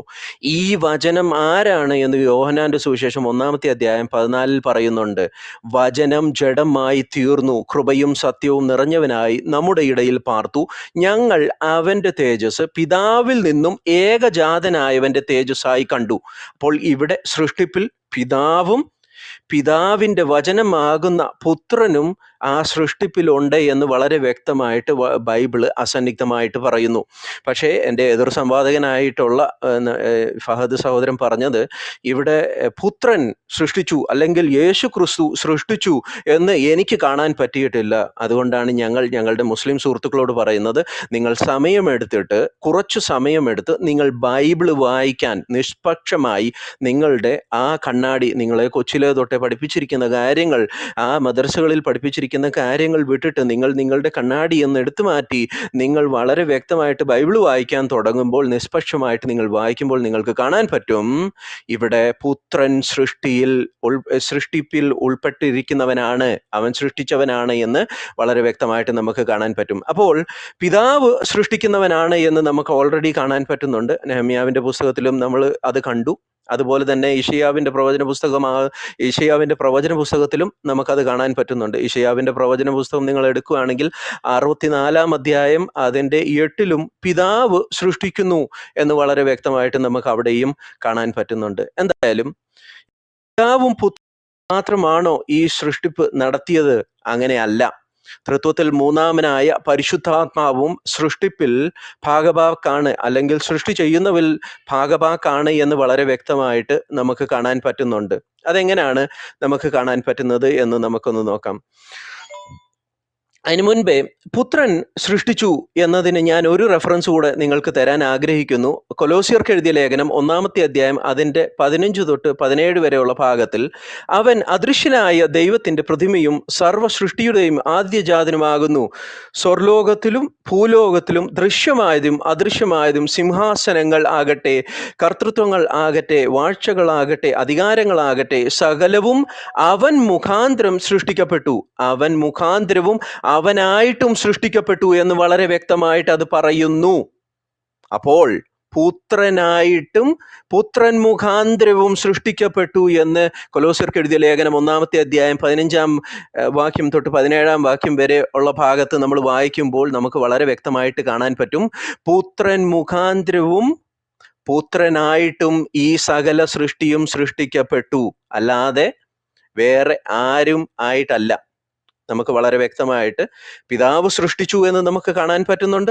അത് യെശയ്യാവിൻ്റെ പ്രവചന പുസ്തകം 64-ാമത്തെ അധ്യായം 8-ാമത്തെ വചനത്തിൽ ഞാൻ ഓൾറെഡി അതിൻ്റെ റെഫറൻസ് പറഞ്ഞു. എങ്കിലോ യഹോവേ, നീ ഞങ്ങളുടെ പിതാവ്, ഞങ്ങൾ കളിമണ്ണും നീ ഞങ്ങളെ മെനയുന്നവനും ആകുന്നു, ഞങ്ങൾ എല്ലാവരും നിന്റെ കൈപ്പണി അത്രേ. അത് വളരെ വ്യക്തമായിട്ട് പിതാവ് സൃഷ്ടിക്കുന്നവനാണ് എന്ന് കാണുന്നു. അതുപോലെ തന്നെ കൊലോസ്യർക്ക് എഴുതിയ ലേഖനം 1-ാമത്തെ അധ്യായം 15 തൊട്ട് 17 ഭാഗത്തിൽ പുത്രൻ സൃഷ്ടിക്കുന്നവനാണ്, അവൻ മുഖാന്തരവും അവനായിട്ടും സൃഷ്ടി നടത്തി എന്ന് വളരെ വ്യക്തമായിട്ട് ഞങ്ങൾക്കത് കാണാൻ പറ്റുന്നുണ്ട്. ഇനിയും പരിശുദ്ധാത്മാവ് സൃഷ്ടിക്കുന്നതിൽ ഉൾപ്പെട്ടവനാണ് എന്ന് വളരെ വ്യക്തമായിട്ട് ബൈബിൾ പറയുന്നു. അതെവിടാണ് പറയുന്നത് എന്നുള്ള കാര്യം നമുക്കൊന്ന് നോക്കാം. അതിനുവേണ്ടി സങ്കീർത്തനം 33 അതിൻ്റെ 6-ാമത്തെ വചനം, സങ്കീർത്തനം 33 അതിൻ്റെ 6-ാമത്തെ വചനത്തിനകത്ത് പറയുന്നു, യഹോവയുടെ വചനത്താൽ ആകാശവും അവൻ്റെ വായിലെ ശ്വാസത്താൽ അതിലെ സകല സൈന്യവും ഉളവായി. ഇവിടെ യഹോവയുടെ വചനത്താൽ, ആ വചനം യോഹന്നാന്റെ സുവിശേഷം 1-ാമത്തെ അധ്യായം അതിൻ്റെ 1-ാമത്തെ വചനത്തിൽ പറയുന്ന ദൈവത്തിൻ്റെ വചനത്താൽ, ആദിയിൽ വചനമുണ്ടായിരുന്നു, വചനം ദൈവത്തോടു കൂടെ ആയിരുന്നു എന്ന ആ വചനത്തെ തന്നെ പിന്നെയും പഴയ നിയമത്തിൽ യഹൂദന്മാരുടെ കയ്യിലുള്ള ഈ സങ്കീർത്തന പുസ്തകത്തിൽ പറയുന്നു, യഹോവയുടെ വചനത്താൽ, ആ ലോഗോസിനാൽ, ആകാശവും അവൻ്റെ വായിലെ ശ്വാസത്താൽ. ഈ ശ്വാസം എന്ന വാക്ക് ഹീബ്രുവിൽ കൊടുത്തിരിക്കുന്ന ആ ശ്വാസം എന്ന വാക്ക് റൂഹ് എന്നാണ്. നമുക്കറിയാം, ഈവൻ അറബിക്ക് യൂസ് ചെയ്യുന്നവരും റൂഹ് എന്നതുകൊണ്ട് ആത്മാവ് എന്നുള്ള ആ ഒരു ആശയമാണ് വരുന്നത്. ഇവിടെ റൂഹ്, ഹീബ്രുവിൽ റൂഹ് എന്ന വാക്കാണ് അവിടെ കൊടുത്തിരിക്കുന്നത്. അതിൻ്റെ നമ്മൾ മൂലം ആയിട്ട് നമ്മൾ നോക്കുകയാണെങ്കിൽ അവിടെ റൂഹ്, the wind, breath, mind, spirit, ആ സ്പിരിറ്റ്, ആത്മാവ് എന്നുള്ള ആശയം അവിടെ വളരെ വ്യക്തമായിട്ട് നമുക്ക് കാണാൻ പറ്റുന്നുണ്ട്. അപ്പോൾ യഹോവയുടെ വചനത്താൽ ആകാശവും അവൻ്റെ വായിലെ ശ്വാസത്താൽ അതിലെ സകല സൈന്യവും ഉളവായി എന്ന് സങ്കീർത്തനം 33-ന്റെ 6-ൽ പറയുന്നു. അവിടെ പരിശുദ്ധാത്മാവിനെ സൃഷ്ടി ചെയ്യുന്നതിൽ നമുക്ക് വളരെ വ്യക്തമായിട്ട് കാണാൻ പറ്റുന്നുണ്ട്. ഇതുപോലെ തന്നെ സങ്കീർത്തനം 104-ന്റെ 30 നമ്മൾ എടുത്ത് വായിക്കുകയാണെങ്കിൽ, സങ്കീർത്തനം 104-ന്റെ 30-ൽ, നീ നിന്റെ ശ്വാസം അയക്കുമ്പോൾ അവ സൃഷ്ടിക്കപ്പെടുന്നു, നീ ഭൂമിയുടെ മുഖത്തെ പുതുകുന്നു എന്ന് വളരെ വ്യക്തമായിട്ട് പറയുന്നു. ഇവിടെ നീ നിന്റെ ശ്വാസം അയക്കുമ്പോൾ എന്ന് പറയുമ്പോൾ ഈ ശ്വാസം, അവിടെയും വാക്ക് യൂസ് ചെയ്തിരിക്കുന്നത് റൂഹ് എന്ന വാക്കാണ്. റൂഹ്, ആത്മാവ് എന്ന വാക്കാണ്. അപ്പോൾ സൃഷ്ടി ചെയ്യുന്നതിൽ പരിശുദ്ധാത്മാവ് സൃഷ്ടി ചെയ്യുന്നവനാണ് എന്ന് വളരെ വ്യക്തമായി ബൈബിൾ പറയുന്നു. പിതാവും പുത്രനും പരിശുദ്ധാത്മാവും ത്രിയേക ദൈവം അവിടെ സൃഷ്ടി ചെയ്യുന്നു എന്ന് വളരെ വ്യക്തമായി നമുക്ക് ബൈബിളിലൂടെ കാണാൻ പറ്റുന്നുണ്ട്. അതുകൊണ്ട് എൻ്റെ എതിർ സംവാദകർ, നിങ്ങൾ ബൈബിൾ വായിക്കണം. നിങ്ങൾ ബൈബിൾ വായിക്കാതെ നിങ്ങളുടെ ഒരു ആശയത്തിലേക്ക് നിങ്ങൾ പോകരുത് എന്നുള്ള കാര്യം ഞങ്ങൾ ഒരു പ്രാവശ്യം കൂടെ നിങ്ങളെ ഓർമ്മിപ്പിക്കാൻ ആഗ്രഹിക്കുന്നു. എന്താണെങ്കിലും എൻ്റെ എത്ര മിനിറ്റ് ആയി എവൻ ബ്രദറെ? 11 മിനിറ്റ് സംതിങ് ആയി, 12 മിനിറ്റ് ആയി. Okay okay 12 minute 8 second. Okay. അപ്പോൾ ഞാൻ എൻ്റെ എതിർ സംവാദകരോട് പറയാൻ ഉദ്ദേശിക്കുന്ന കാര്യം ഇത്രയുമേ ഉള്ളൂ. നിങ്ങൾ കൊണ്ടുവന്ന വാദങ്ങൾ ഞങ്ങളുടെ റിബട്ടൽ ടൈമിൽ ഞങ്ങൾ അത് പൂർത്തീകരിക്കുന്നതാണ്. എന്നാലും ഇവിടെ വളരെ വ്യക്തമായിട്ട് സൃഷ്ടി നടത്തിയത് ബൈബിളിൽ പറയുന്ന ദൈവമാണെന്ന് വളരെ വ്യക്തമായി അസന്നിഗ്ധമായിട്ട് നമുക്ക് കാണാൻ പറ്റും. അല്ലാതെ 6-ാം നൂറ്റാണ്ടിൽ മുഹമ്മദിൻ്റെ ആശയത്തിൽ വന്ന ഒരു അറബി ദേവൻ ഒരിക്കലും ഒരു സൃഷ്ടി നടത്തിയിട്ടില്ല. ഒരു ഈച്ചയെ പോലും അള്ളാഹുവിന് ഉണ്ടാക്കാൻ കഴിഞ്ഞിട്ടില്ല എന്ന് വളരെ വ്യക്തമായിട്ട് നമുക്കത് കാണാൻ പറ്റുന്നുണ്ട്. അള്ളാഹു നേരിട്ട് ഒരു പ്രാവശ്യം പോലും, ഖുറാനിൽ ഒരു പ്രാവശ്യം പോലും അള്ളാഹു നേരിട്ട് ഞാൻ സൃഷ്ടി നടത്തി അല്ലെങ്കിൽ ഞാൻ ഒരു ഈച്ചയെങ്കിലും ഉണ്ടാക്കിയിട്ടുണ്ട് എന്ന് അള്ളാഹു നേരിട്ട് മുഹമ്മദിനോട് പറയുന്ന ഒരൊറ്റ ആയത്ത്, ഞാൻ പിന്നെയും പറയുന്നു, അള്ളാഹു നേരിട്ട് ഒരു ഈച്ചയെങ്കിലും ഉണ്ടാക്കിയിട്ടുണ്ട് എന്ന് അള്ളാഹു നേരിട്ട് മുഹമ്മദിനോട് പറയുന്ന ഒരൊറ്റ ആയത്തെങ്കിലും ഞാൻ കൊണ്ടുവരുവാൻ ഞാൻ എൻ്റെ എതിർ സംവാദകരോട് ഞാൻ വെല്ലുവിളിക്കുന്നു. ഇതും പറഞ്ഞുകൊണ്ട് ഞാൻ എൻ്റെ വാക്കുകളെ ചുരുക്കുന്നു. ബാക്കിയുള്ള സമയം എൻ്റെ കൂട്ടുസംവാദകനായിരിക്കുന്ന വാര്യർ ബ്രദറിന് ഞാൻ കൈമാറുന്നു. ഓക്കെ, വേറെ സ്റ്റാർട്ട് ചെയ്യാം. 13 മിനിറ്റ് കഴിഞ്ഞു, 13 മിനിറ്റ് 24 സെക്കൻഡ് കഴിഞ്ഞു. സ്റ്റാർട്ട് ചെയ്യാം. സ്റ്റാർട്ട് ചെയ്യുമ്പോൾ അതിന് മുൻപായിട്ടൊരു അനൗൺസ്മെൻറ്റ് പറഞ്ഞോട്ടെ. നമ്മുടെ ലൈവ് ഒന്ന് കട്ടായിട്ടുണ്ട്. അത് സാരമില്ല, അതുകൊണ്ട് നമുക്കത് ഇതിന് ഡിബേറ്റിന് ശേഷം അത് അപ്ലോഡ് ചെയ്യുന്നതായിരിക്കും. സ്റ്റാർട്ട് ചെയ്തു. ഓക്കെ. ബിസ്മില്ലാഹ് വഇബ്നു വറൂഹു ഖുദ്സ് ലിലാഹൻ വാഹിദൻ യഹ്വ യാഹ്വേ ഇലാഹ് വാക്കിൽ ലിലാഹ് നഅമലു ലിസാന സൂറതീന ഖശബഹന ഫയതസല്ലതൂന ആല സമകൽ ബഹർ വാല طير السماء وال البهيم وال كل الأرض وال جميع دابات التي تدب على الأرض فخلق رب الإنسان على صورته على صورة الله خالقه يا يهوه إله هو خالق واحد آمين. ദൈവസാദൃശ്യത്തിലിരിക്കെ ദൈവസമത്വം മുറുകെ പിടിക്കാതെ വേഷത്തിൽ മനുഷ്യനായി താണഭൂമിയിലേക്ക് ഇറങ്ങി വരുവാൻ താഴ്മയുള്ളവനായി മാനവകുല പാപപരിഹാരാർത്ഥം ക്രൂശിൽ മരിച്ചും 3-ാം നാൾ മരണത്തിൻ്റെയും പാതാളത്തിൻ്റെയും ഓടാമ്പലുകളെ തകർത്തും റോമൻ സാമ്രാജ്യത്വത്തിൻ്റെ ഇമ്പീരിയൽ മുദ്രയെ ഭേദിച്ചും കൊണ്ട് ഉയർത്തെഴുന്നേറ്റ് അനേകർക്ക് പ്രത്യക്ഷനാവുകയും സ്വർഗാരോഹണം ചെയ്യുകയും സ്വർഗത്തിലും ഭൂമിയിലും സകല അധികാരവും നൽകപ്പെട്ടിട്ടുള്ള അടുത്തുകൂടാത്ത വെളിച്ചത്തിൽ വസിക്കുന്ന സർവ്വപ്രപഞ്ചത്തിൻ്റെയും സൃഷ്ടാവും സകലത്തിൻ്റെയും ഉടമസ്ഥനുമായ നസ്രേനായ യഹോശുവ മസിഹായുടെ നാമത്തിൽ എൻ്റെ എതിർ സംവാദകരെയും കൂട്ടുസംവാദകനെയും മോഡറേറ്റേഴ്സിനെയും താഴെയുള്ള എല്ലാ സഹോദരന്മാരെയും കേൾവിക്കാരെയും സ്വാഗതം ചെയ്തുകൊള്ളുന്നു.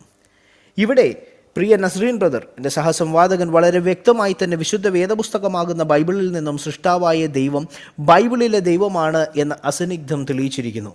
എന്നാൽ എതിർ സംവാദകർ എന്തൊക്കെയോ കുറേ കാര്യങ്ങൾ പറഞ്ഞിട്ട് ഞങ്ങൾ ഖുറാനിൽ നിന്ന് തെളിയിച്ചു എന്ന് പറഞ്ഞപ്പോൾ കൃത്യമായ തെളിവുകൾ നിരത്തി അക്കമിട്ട് നസ്രീൻ ബ്രദർ വളരെ വിശദമായി തന്നെ വിശുദ്ധ വേദപുസ്തകമാകുന്ന ബൈബിളിൽ നിന്നും കാര്യങ്ങൾ വ്യക്തമാക്കിയതോർത്ത് ഞാൻ ദൈവത്തെ സ്തുതിച്ചുകൊണ്ട് തുടരുന്നു സഹോദരന്മാരെ. എന്നാൽ സംവാദം എന്ന് പറയുന്നത് തത്തുല്യമായ വിഷയമായതിനാൽ സൃഷ്ടാവായ ദൈവം എന്ന് പ്രവാചകൻ എന്ന ഓമന പേർ ചാർത്തി എൻ്റെ എതിർ സംവാദകരായ ഫഹദും നഹാസുമൊക്കെ വിളിക്കുന്ന മുഹമ്മദ് വിശേഷിപ്പിച്ച് അല്ലാഹു ഒരു സൃഷ്ടാവാണോ എന്ന് നമുക്ക് പരിശോധിക്കാം. ആയതിനായി നമ്മൾ അതിലേക്ക് പോകുന്നതിന് മുൻപായി മറ്റൊരു കാര്യം പറഞ്ഞുകൊള്ളട്ടെ.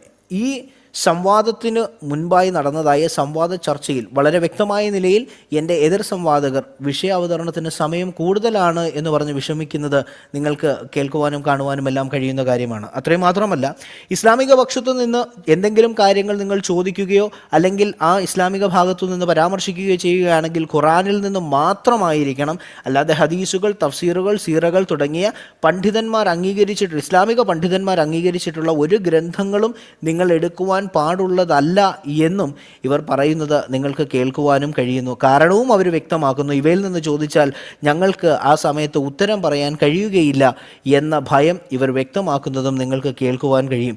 എന്നിരുന്നാലും ഇവരെ അപ്രീഷിയേറ്റ് ചെയ്യേണ്ട മറ്റൊരു കാര്യമുണ്ട്. നസ്രീൻ ബ്രദർ പറഞ്ഞിരുന്നാലും ഒന്ന് ഓടിച്ചു പറഞ്ഞു പോകാം. സാക്ഷി അപ്പോളജറ്റിക് നെറ്റ്വർക്കിൻ്റെ സംവാദത്തെ ഭയന്ന് ഓടി ഒളിച്ചു നടക്കുന്ന ശ്രീ എം എം അക്ബർ ആയിരുന്നാലും മുഹമ്മദ് ഈസ പെരുമ്പാവൂരായിരുന്നാലും ഇവരെക്കാളും എല്ലാം ഇപ്പോഴും 8 മിനിറ്റത്തെ കാര്യവും കൈപിടിച്ചുകൊണ്ട് ചിലരൊക്കെ നടക്കുന്നുണ്ട്. എന്നിട്ട് സംവാദത്തിന് അവരെഴുതിയ പുസ്തകത്തിൽ വെച്ച് വെല്ലുവിളിച്ചിട്ട് പോലും വരാൻ കഴിയാത്തതായ നിലയിൽ ഭയപ്പെട്ടിരിക്കുന്ന ആളുകളുടെ മുൻപായി വന്ന് ഒരു സംവാദവേദിയിൽ വന്ന് നിൽക്കുവാൻ ഫഹദ് ഭായും അതുപോലെ നഹാസ് ഭായും കാണിച്ചതായ ഈ ധൈര്യത്തിന് അവരെ തീർച്ചയായും അപ്രീഷിയേറ്റ് ചെയ്യുന്നു. അഭിനന്ദനാർഹമാണ് ആ കാര്യം. വിഷയത്തിലേക്ക് കടന്നു വരാം സഹോദരന്മാരെ. അള്ളാഹു ജിബ്രീൽ വഴി ഇറക്കിക്കൊടുത്തു എന്ന് ആരോ പറഞ്ഞ ഖുറാന്റെ സൂറ 23:14 നാം ഇങ്ങനെ കാണുന്നു, ഫതബറക്കത്തല്ലാഹു അഹ്സനുൽ ഖാലിഖീൻ. സൃഷ്ടാക്കളിൽ വെച്ച് അള്ളാഹു ഉത്തമനാണ്, അവൻ വാഴ്ത്തപ്പെടുമാറാകട്ടെ. ഇവിടെ ഊന്നൽ കൊടുക്കുന്ന പദം എന്ന് പറയുന്നത് സൃഷ്ടാക്കൾ എന്നതാണ്. ആയതിനാൽ ഇസ്ലാമിക ലോകത്തിൻ്റെ ഏക സൃഷ്ടാവ് എന്ന് പറയപ്പെടുന്ന ആ പൊയ്മുഖം അഴിഞ്ഞു വീഴുകയാണ്. സൃഷ്ടാക്കളിൽ ഉത്തമൻ എന്നാൽ അനേകം സൃഷ്ടാക്കൾ ഉണ്ടെന്ന് അതിനാൽ വ്യക്തമാണ്. ഇനി ഈ പറഞ്ഞ അള്ളാഹു ഉത്തമനായ സൃഷ്ടാവാണെന്നുണ്ടെങ്കിൽ ഈ ആയത്തിൻ പ്രകാരം ഉത്തമനാക്കപ്പെട്ടതായ സൃഷ്ടിയുടെ ഫോർമുല നിശ്ചയിച്ചത് ആരാണ് എന്നതിനൊരു മറുപടി വേണം. ഇനി ഏതു മാനദണ്ഡം കൊണ്ടാണ് അള്ളാഹു ഉത്തമൻ എന്ന സ്ഥാനത്തേക്ക് എത്തപ്പെട്ടത് എന്നിത്യാദി ചോദ്യങ്ങൾക്ക് എതിർ സംവാദകരായ ഫഹദും നഹാസും വ്യക്തമായ വിശദീകരണം ഒരുപക്ഷെ അവരുടെ റിബട്ടലിൽ നൽകും എന്ന് വിശ്വസിക്കുന്നു. ഈ ഖുർആൻ ഉടനീളം നാം പരിശോധിക്കുകയാണെങ്കിൽ പ്രിയമുള്ളവരെ, പെൺകുട്ടികളുടെ വാപ്പ എന്ന് പറയുകയും അതുപോലെ തന്നെ ആരെയും ജനിപ്പിച്ചിട്ടില്ല എന്നും പറയപ്പെടുന്ന അള്ളാഹ് അനേകം സൃഷ്ടാക്കളിൽ ഒരാൾ മാത്രമാണ് എന്ന് പല ആവർത്തി നാം ഖുർആൻ പരിശോധിക്കുമ്പോൾ നമുക്ക് കാണുവാൻ കഴിയുന്നു. ഒന്നിലേറെ തെളിവുകൾ, അനേകം തെളിവുകൾ നമുക്ക് നിരത്തുവാൻ കഴിയും. സൂറ 6:99 നാം കടന്നു വരുമ്പോൾ അവിടെ ഇങ്ങനെ പറയുന്നു, അവനാണ് ആകാശത്തു നിന്നും മഴവെള്ളം ഇറക്കി തരുന്നത്, എന്നിട്ട് അത് മുഖേന നാം സകല വസ്തുക്കളുടെയും മുളകൾ പുറപ്പെടുവിക്കുന്നു. ഇവിടെ അവൻ വെള്ളം ഇറക്കി തരികയും നാം മുളകൾ പൊട്ടിക്കുകയും ചെയ്യുന്നു എന്നാണെങ്കിൽ ഇതിലെ അവനും ഞാനും ആരാണ് എന്ന് ചിന്തിക്കുമ്പോൾ ബുദ്ധിയുള്ള ആർക്കും മനസ്സിലാവുന്ന കാര്യമാണ്, ഒന്നിലധികം സൃഷ്ടാക്കളാണ് ഇവിടെ കാണപ്പെടുന്നത്. അങ്ങനെയെങ്കിൽ ചോദിച്ചു പോവുകയാണ് പ്രിയമുള്ളവരെ, ഇതെന്തൊരു ഏക സൃഷ്ടാവ്? അടുത്തതായി നോക്കുമ്പോൾ നമുക്കെല്ലാവർക്കും അറിയാവുന്ന ഒരു കാര്യം സൂചിപ്പിക്കുവാൻ ഞാൻ താല്പര്യപ്പെടുകയാണ്. സൃഷ്ടിയുടെ വിവരണം എന്നത് ബൈബിളിൽ വ്യക്തമല്ല എന്നാണ് നമ്മുടെ എതിർ സംവാദകനായ നഹാസ് പറഞ്ഞത്. എന്നാൽ സൃഷ്ടിയുടെ വിവരണം വ്യക്തമായും ക്രമമായും പറയപ്പെടുന്ന ഏക ഗ്രന്ഥം വിശുദ്ധ വേദപുസ്തകമാകുന്ന ബൈബിൾ മാത്രമാണ്. ഖുറാനിൽ യാതൊരു തരത്തിലും വ്യക്തതയോ സ്ഥിരതയോ നമുക്ക് കാണുവാൻ കഴിയുന്നില്ല. ഒട്ടും തന്നെ അക്രമമില്ലാതെ സൃഷ്ടി നടത്തുന്ന അല്ലെങ്കിൽ വയലൻസ് ഇല്ലാതെ സൃഷ്ടി നടത്തുന്നത് ബൈബിളിലെ ഏക സത്യ ദൈവം മാത്രമാണ്. എന്നാൽ ഖുറാനിലേക്ക് നോക്കുമ്പോൾ അങ്ങനെയല്ല. അതൊരു പക്ഷേ അറബ് നാടുകളിൽ അന്നുണ്ടായിരുന്ന യഹൂദന്മാരോ അല്ലെങ്കിൽ റബിമാരോ തോറയിലെ സൃഷ്ടി വിവരണം വിശദീകരിച്ചു കൊടുക്കുന്നത് എൻ്റെ എതിർ സംവാദകർ ലോകത്തിന് ഉത്തമ മാതൃക എന്ന് പറയുകയും എന്നാൽ അത് ചോദിച്ചു കഴിഞ്ഞാൽ അതിൽ ഒന്നുപോലും പറയാൻ കഴിയാത്ത മുഹമ്മദ് കേൾക്കുകയും അതിൽ അക്രമവും ഭീഷണിയും ഇല്ലാത്തതുകൊണ്ട് അതിൻ്റെ പതിപ്പൊന്ന് മാറ്റി ഒരു പുതിയ പതിപ്പിലേക്ക് കൊണ്ടുവന്നുകൊണ്ട് സൂറ 41:11 പറയുന്ന കാര്യം നിങ്ങൾ വായിച്ചു കഴിഞ്ഞാൽ എൻ്റെ പൊന്നു സഹോദരന്മാരെ അത് വളരെ രസമാണ്. ഈ മുഹമ്മദിൻ്റെ സാങ്കല്പിക കഥാപാത്രമാകുന്ന അള്ളാഹു പുകയായിരിക്കുന്ന ആകാശത്തെയും ഭൂമിയെയും അവൻ്റെ അരികിലേക്ക് വിളിക്കുന്നത് കാണുന്നത് ബഹുരസമുള്ള കാര്യമാണ്. ഇങ്ങനെയാണ് രേഖപ്പെടുത്തിയിരിക്കുന്നത്. അതിനു പുറമെ അവൻ ആകാശത്തിൻ്റെ നേർക്ക് തിരിഞ്ഞു, അതൊരു പുകയായിരുന്നു. എന്നിട്ട് അതിനോടും ഭൂമിയോടും അവൻ പറഞ്ഞു, നിങ്ങൾ അനുസരണപൂർവമോ നിർബന്ധിതമായോ വരിക. സൃഷ്ടാവ് എന്ന് പറയപ്പെടുന്ന അള്ളാഹു സൃഷ്ടി തന്നെ അനുസരിക്കുമോ ഇല്ലയോ എന്ന് ഭയന്ന് ഭീഷണിപ്പെടുത്തി അവയെ വിളിക്കുന്ന ഒരു രംഗമാണ് ഇവിടെ മുഹമ്മദിൻ്റെ തിരക്കഥയിലെ കഥാനായകനായ അള്ളാഹു ചെയ്തുകൊണ്ടിരിക്കുന്നത് നമുക്കിവിടെ കാണാൻ കഴിയും. അതായത് ഒരു സൃഷ്ടാവ് സൃഷ്ടിയോട് പറയാം, ഇവിടെ വാടാ, ഇല്ലെങ്കിൽ നിന്റെ മകളെ എന്നുള്ള രീതിയിൽ ഒരു തമാശ രീതിയിലേക്ക് അല്ലെങ്കിൽ ഒരു ഹാസ്യനിലയിലേക്ക് നമ്മൾ ചിന്തിച്ചു കഴിഞ്ഞാൽ നമുക്കതാണ് ഇവിടെ കാണുവാൻ കഴിയുന്നത്. അപ്പോൾ ഭീതിപ്പെടുത്തി തൻ്റെ സൃഷ്ടി തന്നെ അനുസരിക്കുമോ ഇല്ലയോ എന്ന് പോലും അറിയാത്ത ഒരു സൃഷ്ടാവ് എന്ന് പറയുമ്പോൾ ഇതൊക്കെ ഒരു സൃഷ്ടാവാണോ എന്ന് ഞാൻ ചോദിച്ചു പോവുകയാണ്. അടുത്തത്, ഖുറാൻ പ്രകാരമാണ് സൃഷ്ടി എന്നതെങ്കിൽ ഈ ഭൂമി തന്നെ ഇല്ല എൻ്റെ പൊന്നു പ്രിയപ്പെട്ടവരെ. കാരണം തുടർന്നുള്ള ആയത്തിൽ ഇപ്പം നാം വായിച്ച 41 സൂറയുടെ തുടർന്നുള്ള ആയത്തുകൾ നാം പരിശോധിക്കുമ്പോൾ നമുക്ക് കാണുവാൻ കഴിയുന്ന കാര്യമെന്ന് പറയുന്നത്, ഈ ആയത്തും അടുത്ത ആയത്തും കൂടെ ചേർത്ത് വായിക്കുമ്പോൾ അള്ളാഹു ഭൂമിയെയും ആകാശത്തെയും തൻ്റെ അടുക്കിലേക്ക് വിളിച്ച് അവയെ 7 ആകാശങ്ങളാക്കി തീർത്തു എന്നാണ്. ആവർത്തിക്കുന്നു, ആകാശങ്ങളെയും ഭൂമിയെയും തൻ്റെ അടുക്കിലേക്ക് വിളിച്ച് അള്ളാഹു അവയെ 7 ആകാശങ്ങളാക്കി തീർത്തു. അങ്ങനെയെന്നുണ്ടെങ്കിൽ പ്രിയമുള്ളവരെ, ഈ ആകാശത്തിൻ്റെ കൂട്ട് വിളിച്ച ഭൂമി എവിടെ പോയി എന്നൊരു പക്ഷേ റിബട്ടൽ സെഷനിൽ എൻ്റെ പ്രിയ സഹോദരന്മാർ വ്യക്തമാക്കുമെന്ന് ഞാൻ വിശ്വസിക്കുന്നു, എതിർ സംവാദകർ വ്യക്തമാക്കുമെന്ന് വിശ്വസിക്കുന്നു. ഇനിയും ഈ ആയത്തിൻ പ്രകാരമാണ് എന്നുണ്ടെങ്കിൽ ഈ ഭൂമിയെയും കൂടെ ചേർത്തിട്ടാണ് 7 ആകാശമാക്കിയതെങ്കിൽ ഈ ഭൂമി ഇന്നില്ല. നാം ഇപ്പോൾ കാണുന്ന ഈ ഭൂമി ഉണ്ടല്ലോ, അത് ഭൂമിയല്ല. അപ്പം നാം ഇപ്പോൾ വീടുകൾ വയ്ക്കുകയും താമസിക്കുകയും ചെയ്തിരിക്കുന്നത് ആകാശത്തിലാണ്. ഇത് വ്യക്തമാക്കുമെന്ന് വിചാരിക്കുന്നു. എന്നാലും ഭൂമിയെ പിടിച്ച് ഈ ആകാശമാക്കി തീർത്ത ഒരു ബോധമില്ലാത്ത സൃഷ്ടാവേ, ഹമ്പോ കഷ്ടം തന്നെ. സൂറ 21:30 അടുത്തത് പോകുമ്പോൾ പ്രിയമുള്ളവരെ കാണുന്നത് ഇങ്ങനെയാണ്: ആകാശങ്ങളും ഭൂമിയും ഒട്ടിച്ചേർന്നതായിരുന്നു എന്നും എന്നിട്ട് അവയെ നാം വേർപെടുത്തുകയായിരുന്നു എന്നും സത്യനിഷേധികൾ കണ്ടില്ലേ. ഇവിടെ കാണുന്ന ഒരു തമാശ നിങ്ങൾ നോക്കണം. സകലവും സൃഷ്ടിച്ച ശേഷം മനുഷ്യനെ ഉണ്ടാക്കിയെന്ന് പറയപ്പെടുന്ന സൃഷ്ടാവ് ആകാശങ്ങളും ഭൂമിയും വേർപിടിക്കുമ്പോൾ സത്യനിഷേധികൾ അത് കണ്ടില്ലേ എന്ന് ചോദിക്കുമ്പോൾ അവിടെ മനുഷ്യവാസം ഉണ്ടായിരുന്നു എന്ന് ഇതിനാൽ വ്യക്തമല്ലേ? അപ്പോൾ ഏറ്റവും കുറഞ്ഞത് സൃഷ്ടാവ് സൃഷ്ടിയുടെ മുന്നിൽ ഇങ്ങനെ അപഹാസ്യരാകരുത് എന്ന് മാത്രമേ എനിക്ക് പറയാനുള്ളൂ. എൻ്റെ ഒരു ചോദ്യമുണ്ട് ഇവിടെ. ഇതൊരു മേജർ ക്വസ്റ്റ്യൻ അല്ല, ഈ ഒരു സെൻറ്റൻസിൽ വെച്ചിട്ടുണ്ട് ഒരു ചോദ്യമാണ്. ഇത് എന്തൊരു ബുദ്ധിയില്ലാത്ത സൃഷ്ടാവാണ്, പരിതാപകരമാണ്. ഇനി മറ്റൊരു കാര്യം നിങ്ങളുടെ ശ്രദ്ധയിലേക്ക് കൊണ്ടുവരുന്നു പ്രിയമുള്ളവരെ. വിശുദ്ധ വേദപുസ്തകമാകുന്ന ബൈബിളിൽ യെശയ്യാ പ്രവചനം 40-ാം അധ്യായം അതിൻ്റെ 22-ാം വാക്യം, അതുപോലെ സദൃശ്യവാക്യം 8-ാം അധ്യായം 27-ാം വാക്യം, ഇവിടെയെല്ലാം ഭൂമിയുടെ മണ്ഡലാകൃതി നമുക്ക് കാണുവാൻ കഴിയും.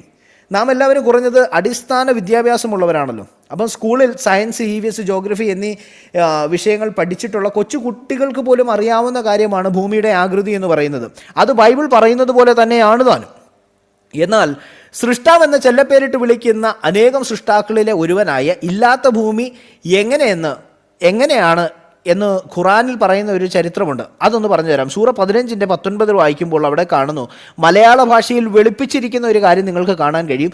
ഭൂമിയെ നാം വിശാലമാക്കി. എന്നാൽ അറബി ഭാഷയിൽ അത് വ്യക്തമായി കൊടുത്തിട്ടുണ്ട്. എന്നാൽ അത് ഏതാണ്, എങ്ങനെയുള്ള അറബി ഭാഷയാണെന്ന് നിങ്ങൾ ആലോചിക്കണം. അത് എല്ലാവർക്കും സുതാര്യവും ലളിതവുമായി മനസ്സിലാക്കുവാൻ കഴിവുള്ള അറബി ഭാഷയിലേക്ക് വന്നപ്പോൾ അത് ഇങ്ങനെയാണ് പറഞ്ഞിരിക്കുന്നത്: വാലലർദ് മദദ്നാഹ് എന്ന് പറഞ്ഞാൽ ഭൂമിയെയോ നാം നിവർത്തി വിരിച്ചിരിക്കുന്നു. അതായത് സ്ട്രെയിറ്റ്, ഇറ്റ്സ് എ ഫ്ലാറ്റ്. സൂറ 79:30 അതുപോലെ സൂറ 2:164 ഇത് തന്നെ നമുക്ക് കാണാൻ കഴിയും. ഇവിടെയും ചോദിക്കുന്നു, എന്തൊരു അശാസ്ത്രീയനായ സൃഷ്ടാവൻ്റെ അപ്പനെ. അപ്പോൾ അതുകൊണ്ട് ഇനി മറ്റൊരു കാര്യം കൂടെ പറഞ്ഞു വേഗത്തിൽ. സമയം ജെറ്റ് പോലെ പോകുമ്പോൾ സംവാദകർ റോക്കറ്റിൻ്റെ വേഗത്തിൽ സഞ്ചരിക്കണമെന്നാണല്ലോ. മറ്റൊരു കാര്യം പറയാം. സൂറ 57:4 നാം ഇങ്ങനെ കാണുന്നു: ആകാശങ്ങളും ഭൂമിയും 6 ദിവസങ്ങളിലായി ഉണ്ടാക്കി, പിന്നീട് അവൻ സിംഹാസനസ്ഥനായി. കുറച്ചു മുൻപ് ചോദിച്ചൊരു ചോദ്യത്തിൻ്റെ മറുപടിയായിട്ട് വേണമെങ്കിലും നഹാസ് ഭായിക്കും ടീമിനും ഇത് കൂട്ടാം.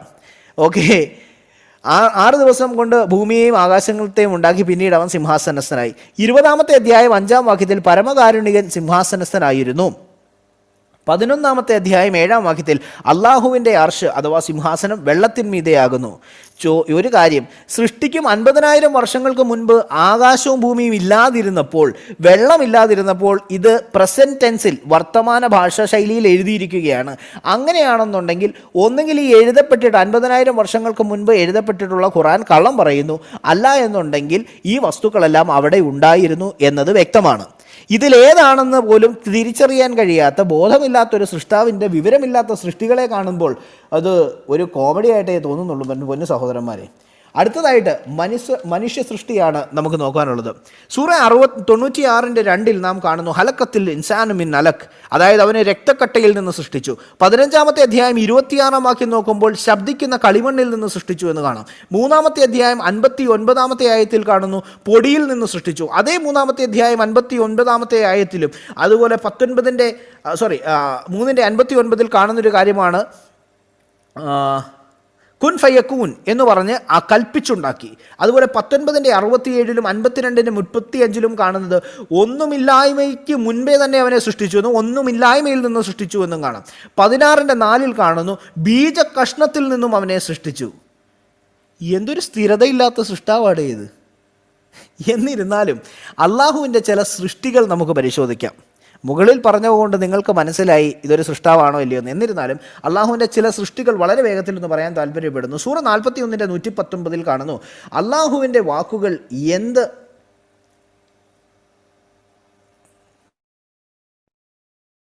ഹലോ ഹലോ കേൾക്കുന്നില്ല. ഹലോ സോറി, കേൾക്കാമോ?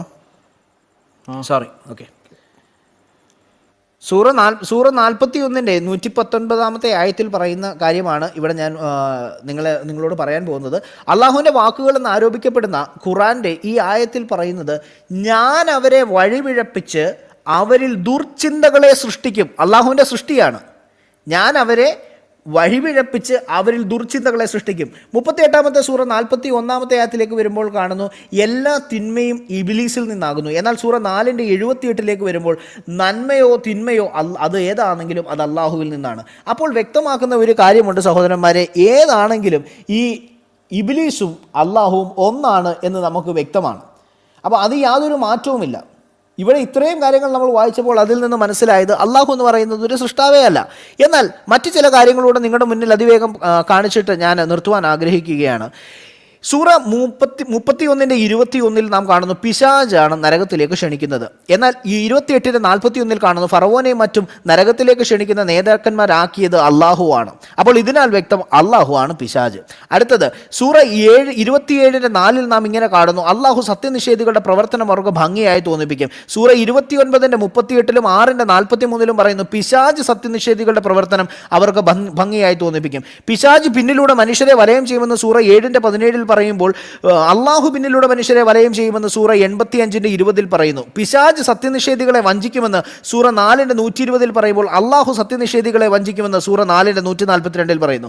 അതുപോലെ നരകം സത്യനിഷേധികളെ വലയം ചെയ്യുമെന്ന് സൂറ 29:54 പറയുമ്പോൾ അള്ളാഹു സത്യനിഷേധികളെ വലയം ചെയ്യുമെന്ന് സൂറ 2:19 പറയുന്നു. അനേകം ആളുകളെ പിശാച് നശിപ്പിച്ചു എന്ന് സൂറ 36:62 പറയുമ്പോൾ അനേകം ആളുകളെ അള്ളാഹു നശിപ്പിച്ചു എന്ന് സൂറ 77:16 പറയുന്നു. പിശാച് തന്റെ ദാസന്മാർക്ക് വേണ്ടി ശത്രുക്കളെ ഭയപ്പെടുത്തുമെന്ന് സൂറ 3:175 പറയുമ്പോൾ അള്ളാഹു തന്റെ ദാസന്മാർക്ക് വേണ്ടി ശത്രുക്കളെ ഭയപ്പെടുത്തുമെന്ന് സൂറ 3:151 പറയുന്നു. അടുത്തത് പിശാച് കുതന്ത്രം പ്രയോഗിക്കുന്നവനാണ് എന്ന് സൂറ 4:76 പറയുമ്പോൾ അള്ളാഹു കുതന്ത്രം പ്രയോഗിക്കുന്നവനാണെന്ന് എന്ന് സൂറ 6:123 പറയുന്നു. എൻ്റെ പൊന്നു സഹോദരന്മാരെ, ഇവ കേട്ടതിൻ്റെ വെളിച്ചത്തിൽ ഞാനൊരു കാര്യം നിങ്ങളോട് പറയട്ടെ. ഇത്രയും തെളിവുകളെ അടിസ്ഥാനപ്പെടുത്തി നിങ്ങളോട് പറയുവാൻ താല്പര്യപ്പെടുന്നത്, ഞാൻ ഇത്രയും നേരം സംസാരിച്ചതിൽ നിന്ന് വ്യക്തമായ ഒരു കാര്യമുണ്ട്. ഇവിടെ നസ്രിൻ ബ്രദറും ഞാനും കൃത്യമായി ഇവിടെ രേഖപ്പെടുത്തി. സൃഷ്ടി എന്നത് വിശുദ്ധ വേദപുസ്തകത്തിലാണ് വ്യക്തമായുള്ളതും സൃഷ്ടാവ് ബൈബിൾ പറയുന്ന ദൈവം മാത്രമാണെന്നും. എന്നാൽ ഇസ്ലാമിലെ ഈ ദൈവം എന്ന് പറയപ്പെടുന്ന മുഹമ്മദിൻ്റെ ഒരു പ്രവാചകൻ, ഇസ്ലാമിൻ്റെ മാത്രം പ്രവാചകനായിരിക്കുന്ന മുഹമ്മദ് എന്ന് ഇവർ വിശേഷിപ്പിക്കുന്ന സകല ലോകത്തിലും മാതൃകയുള്ള ഈ വ്യക്തി, ഇദ്ദേഹത്തിൻ്റെ വെറും സങ്കല്പം മാത്രമായിരുന്ന ഒരു ലാഹുദേവൻ, ഒരു സൃഷ്ടാവേ അല്ല, ഒരു സൃഷ്ടാവാകുവാനുള്ള ക്വാളിറ്റിയുമില്ല, ഒരു സൃഷ്ടാവല്ലവേ അല്ല എന്ന് തെളിയിച്ചും തന്നെയാണ് എൻ്റെ പ്രസൻറ്റേഷൻ ഇവിടെ അവസാനിപ്പിക്കുന്നത്. Thank you. Okay, correct time. ഇനിയിപ്പോൾ 27 സെക്കൻഡായി. ഒരു സെക്കൻഡ് നാസ്ബായ്, ഞാനേ പിന്നെ ആക്ച്വലി ഇത്തരത്തിലുള്ള ഒരു ശൈലി അല്ലായിരുന്നു ഞാൻ. ഇടയ്ക്ക് കമന്റ്സ് വേണ്ട പ്ലീസ്, ഇടയ്ക്ക് കമന്റ്സ് വേറെ മോഡറേറ്റർ സംസാരിച്ചോളാം. എന്താ പറയുക ബ്രദറെ, തലോടി ഒരു സെക്കൻഡ്. വിവരമില്ലാത്ത ഫഹദ്, ബോധമില്ലാത്ത മുസ്ലിം ഇസ്ലാമിക ദൈവം, അറബി ദേവൻ. എനിവേ നിങ്ങൾ കണ്ടിന്യൂ ചെയ്തോളൂ. ഞാൻ ഞങ്ങളുടെ മോഡറേറ്റർ ഒന്ന് ഇടപെടണം. ഞാൻ വിവരമില്ലാത്ത ഫഹദ് എന്നൊന്നും ഞാൻ പറഞ്ഞിട്ടില്ല കേട്ടോ. എന്നാ കേട്ടോളൂ, അതിനകത്ത് കേട്ടോളൂ. അങ്ങനെ പറഞ്ഞിട്ടുണ്ടോ? റീപ്ലൈ കേട്ടില്ല. ബോധമില്ലാത്ത ദൈവം, അറബി ദേവൻ, ഒരു ഇത്തരത്തിലുള്ള ഒരു ചന്ത സംസാരം തൽക്കാലം ഞാൻ ആഗ്രഹിക്കുന്നില്ല. നാസ്ബൈ സോറി. ഓക്കെ, ഇതൊന്നുമല്ല സത്യത്തിലേ ഞാൻ ഇങ്ങനെ ഇതൊരു ചന്തശൈലിയല്ല ഞാൻ ഉദ്ദേശിച്ചത്. അതെനിക്കറിയാത്തതുകൊണ്ടല്ല, വര്യബ്രദറിനും അറിയാമായിരിക്കും. ആ ചന്തശൈലിയിലേക്കും താഴാൻ എനിക്കറിയാം. പക്ഷെ തൽക്കാലം ഇന്ന് ഞാനത് ആഗ്രഹിക്കുന്നില്ല. എനിവേ തലോടി മോഡാണ് എബൻ ബ്രദറെ, ഐ എം സോറി, ഞാൻ തൽക്കാലം ഇറങ്ങുവാണ്. നിങ്ങൾ തുടർന്നോളൂ. ഈ ശൈലി അല്ല തന്നെ അങ്ങനെ തുടരണം കേട്ടോ. ഒരു ഡിബേറ്റർ മാത്രമായിട്ട് അങ്ങനെ ഡിബേറ്റ് ചെയ്യാൻ പറ്റുമോ? അല്ല എബൻ ബ്രദറെ, ശൈലി ഞാൻ ഇനി അങ്ങനെ ആവർത്തിക്കാൻ, ഇനി അങ്ങനെ എന്തെങ്കിലും ഉണ്ടാകണമെങ്കിൽ അതിൻ്റെ ആവശ്യമില്ല, അതിൻ്റെ ആവശ്യമില്ല. ഇതൊരു ഞാൻ പരാജയപ്പെട്ടായിട്ട് കണ്ടോളൂ. കാരണം ഞാൻ ഇപ്പം ഒരു ചന്തയാവാൻ ആഗ്രഹിക്കുന്നില്ല. Okay bro. തലോടി ബ്രോ എന്താ പറയുന്നു? ഒരു ഞാനത് രണ്ടും പോയ പുള്ളിക്കാരൻ പോയി കഴിഞ്ഞല്ലോ.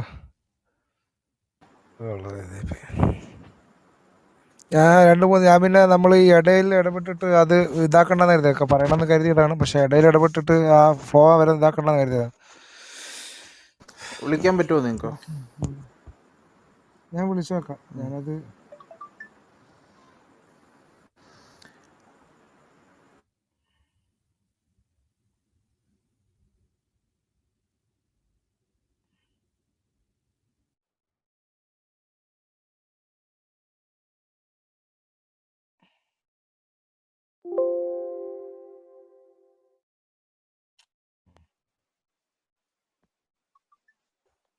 ഹലോ. ബ്രോ പറഞ്ഞു. Okay bro. നമ്മള് മിനിഞ്ഞാന്ന് കണ്ടീഷൻ വെച്ചപ്പോൾ കൃത്യമായിട്ട് പറഞ്ഞായിരുന്നു ഒരു അബ്യൂസിങ് ഉണ്ടാവരുത്. അപ്പം അത് ഉണ്ടാകില്ല എന്ന് ഉറപ്പ് തന്നതാണ്. അങ്ങനെ യാതൊരു പ്രശ്നവും ഉണ്ടാവില്ല എന്ന് വാര്യർ തന്നെ ഉറപ്പ് തന്നെയാണ്. അപ്പോൾ അദ്ദേഹത്തിന്റെ പ്രസന്റേഷൻ അല്ല നവാസ് ബ്രോ, ഒരു കാര്യം, പക്ഷെ അദ്ദേഹത്തെ എന്തോ ഫഹദ് അല്ല എന്തുവായിരുന്നു അദ്ദേഹം, വിവരമില്ലാത്ത ഫഹദ് അങ്ങനെ ഒരു കാര്യം വെച്ചില്ല. അത് ഞാൻ കേട്ടിട്ടില്ല. ഇത് അറബി ദേവൻ എന്നുള്ളത് ശരിക്കും പറഞ്ഞാൽ ക്രിസ്ത്യാനികളുടെ അല്ല, ഒരു സെക്കൻഡ്, നസീം കേരള ഞാൻ ഹാൻഡിൽ ചെയ്ത്. അറബി ദേവൻ എന്നുള്ളത് ഞങ്ങളുടെ ആശയം അനുസരിച്ച് ഞങ്ങൾ അങ്ങനെയാണ് മനസ്സിലാക്കുന്നത്. അതിനകത്ത് ഖുറാനകത്ത് ഉണ്ടെന്നാണ് ഞാൻ മനസ്സിലാക്കുന്നത്. നസറിൻ ബ്രദർ ഒരു സെക്കൻഡ്. എബൻ ബ്രദർ ഇവിടെ എന്താ പ്രശ്നം എന്ന് വെച്ചാൽ നമ്മളിപ്പോ ഫഹദും നഹാസ് ഭായി ആണ് ഡിബേറ്റ് വന്നത്. ഇപ്പൊ ഇവിടെ നിങ്ങൾ ഇതിന് പുറത്തുള്ള ആളുകളെ ഇതിലേക്ക് ഫഹദ് ബ്രോ വേറൊരു ഐഡിക്കകത്ത് ഫഹദ് ഗസ്റ്റ് എന്ന് പറഞ്ഞ് വന്നിട്ടുണ്ട് മേളില്. അത് ഫഹദ് അയച്ച ലിങ്കിൽ കൂടെ വന്നു. അപ്പൊ ഞാൻ പറഞ്ഞെന്ന് വെച്ചാല് അത് ഇവിടെ പരാമർശിച്ചു. പിന്നെ 2-3 നമ്മൾ ഈ വ്യക്തിഹത്യ ചെയ്തിട്ടില്ല കേട്ടോ, അത് ഞാൻ കേട്ടില്ല. ഞാനത് ശ്രദ്ധിച്ചു, കാരണം ടൈം നോക്കുന്നുണ്ട്. ഞാൻ വളരെ ശ്രദ്ധിച്ചായിരുന്നു. ഒന്നാമത് ഞാനിത് കണ്ട മാക്സിമം ഇത് നല്ല രീതിയിൽ പോകാനാണ്. കാരണം നമ്മൾ ഇടപെട്ട് കഴിഞ്ഞാൽ ടൈം വേസ്റ്റ്. അത് നല്ല കാര്യമായി. ഇപ്പൊ അത് വളരെ നന്നായി. പക്ഷേ അങ്ങനെ ഒരു കാര്യം പേഴ്സണൽ അറ്റാക്കിലോട്ട് പോയിട്ടില്ല എന്നാണ് ഞാൻ മനസ്സിലാക്കുന്നത്. ഞാനത് കേട്ടിരുന്നു. കാരണം ശ്രദ്ധിക്കാൻ കാരണം മറ്റൊന്നുമല്ല, ടൈം നോക്കുന്നത് കൊണ്ട് നമ്മൾ കോൺസെൻട്രേറ്റ് ചെയ്തിരിക്കണമല്ലോ. അതുകൊണ്ട് ഞാൻ ശ്രദ്ധിച്ചിരുന്നു. പക്ഷെ അദ്ദേഹത്തെ പേഴ്സണലി അങ്ങനെ ഒരു വിവരമില്ലാത്ത ഭാഗത്തൊന്നും അങ്ങനെ ഒരു കാര്യം അവിടെ പറഞ്ഞിട്ടില്ല കേട്ടോ. അല്ല, അതിനിപ്പോ റീപ്ലേ നോക്കണം. നമുക്ക് ഇനിയിപ്പോ വാദിക്കാനേ പറ്റും. നമുക്ക് അങ്ങോട്ട് വാദിക്കാനേ പറ്റും. പക്ഷെ ഒരു കാര്യം, അദ്ദേഹത്തെ വിളിച്ചായിരുന്നു. എന്ത് നമുക്ക് കോൾ കട്ടായിട്ടുണ്ട്. പക്ഷെ എന്നെ സംബന്ധിച്ചാൽ അതിനുശേഷം നമ്മളിപ്പോ ഇവിടെ നടക്കുന്ന, ഞാൻ പെട്ടെന്ന് വന്നാണെങ്കിലും ഇവിടെ നടക്കുന്ന ഡിബേറ്റ് നമ്മൾ പുറത്തുള്ള ആൾക്കാരൊക്കെ മെൻഷൻ ചെയ്തിട്ട് അവരൊക്കെ പേടിത്തൂറികളായി പോയി ആ രീതിയിലുള്ള ടോക്കൊക്കെ വന്നിട്ട് അപ്പൊ നമ്മളൊക്കെ മാക്സിമം ഞാനത് ഒഴിവാക്കി. അങ്ങനെ പറഞ്ഞിട്ടില്ല കേട്ടോ. അല്ല, ഈ ചാറ്റ് ഓഫ് അല്ലേ? ചാറ്റ് ഓഫ് ചെയ്തിടുമെന്ന് പ്രസന്റേഷൻ കഴിഞ്ഞാൽ ഓപ്പൺ ആക്കുമെന്നാണ്. പ്രസന്റേഷൻ കഴിഞ്ഞല്ലോ. ഞാനിപ്പോ ഓണാക്കിയതാ.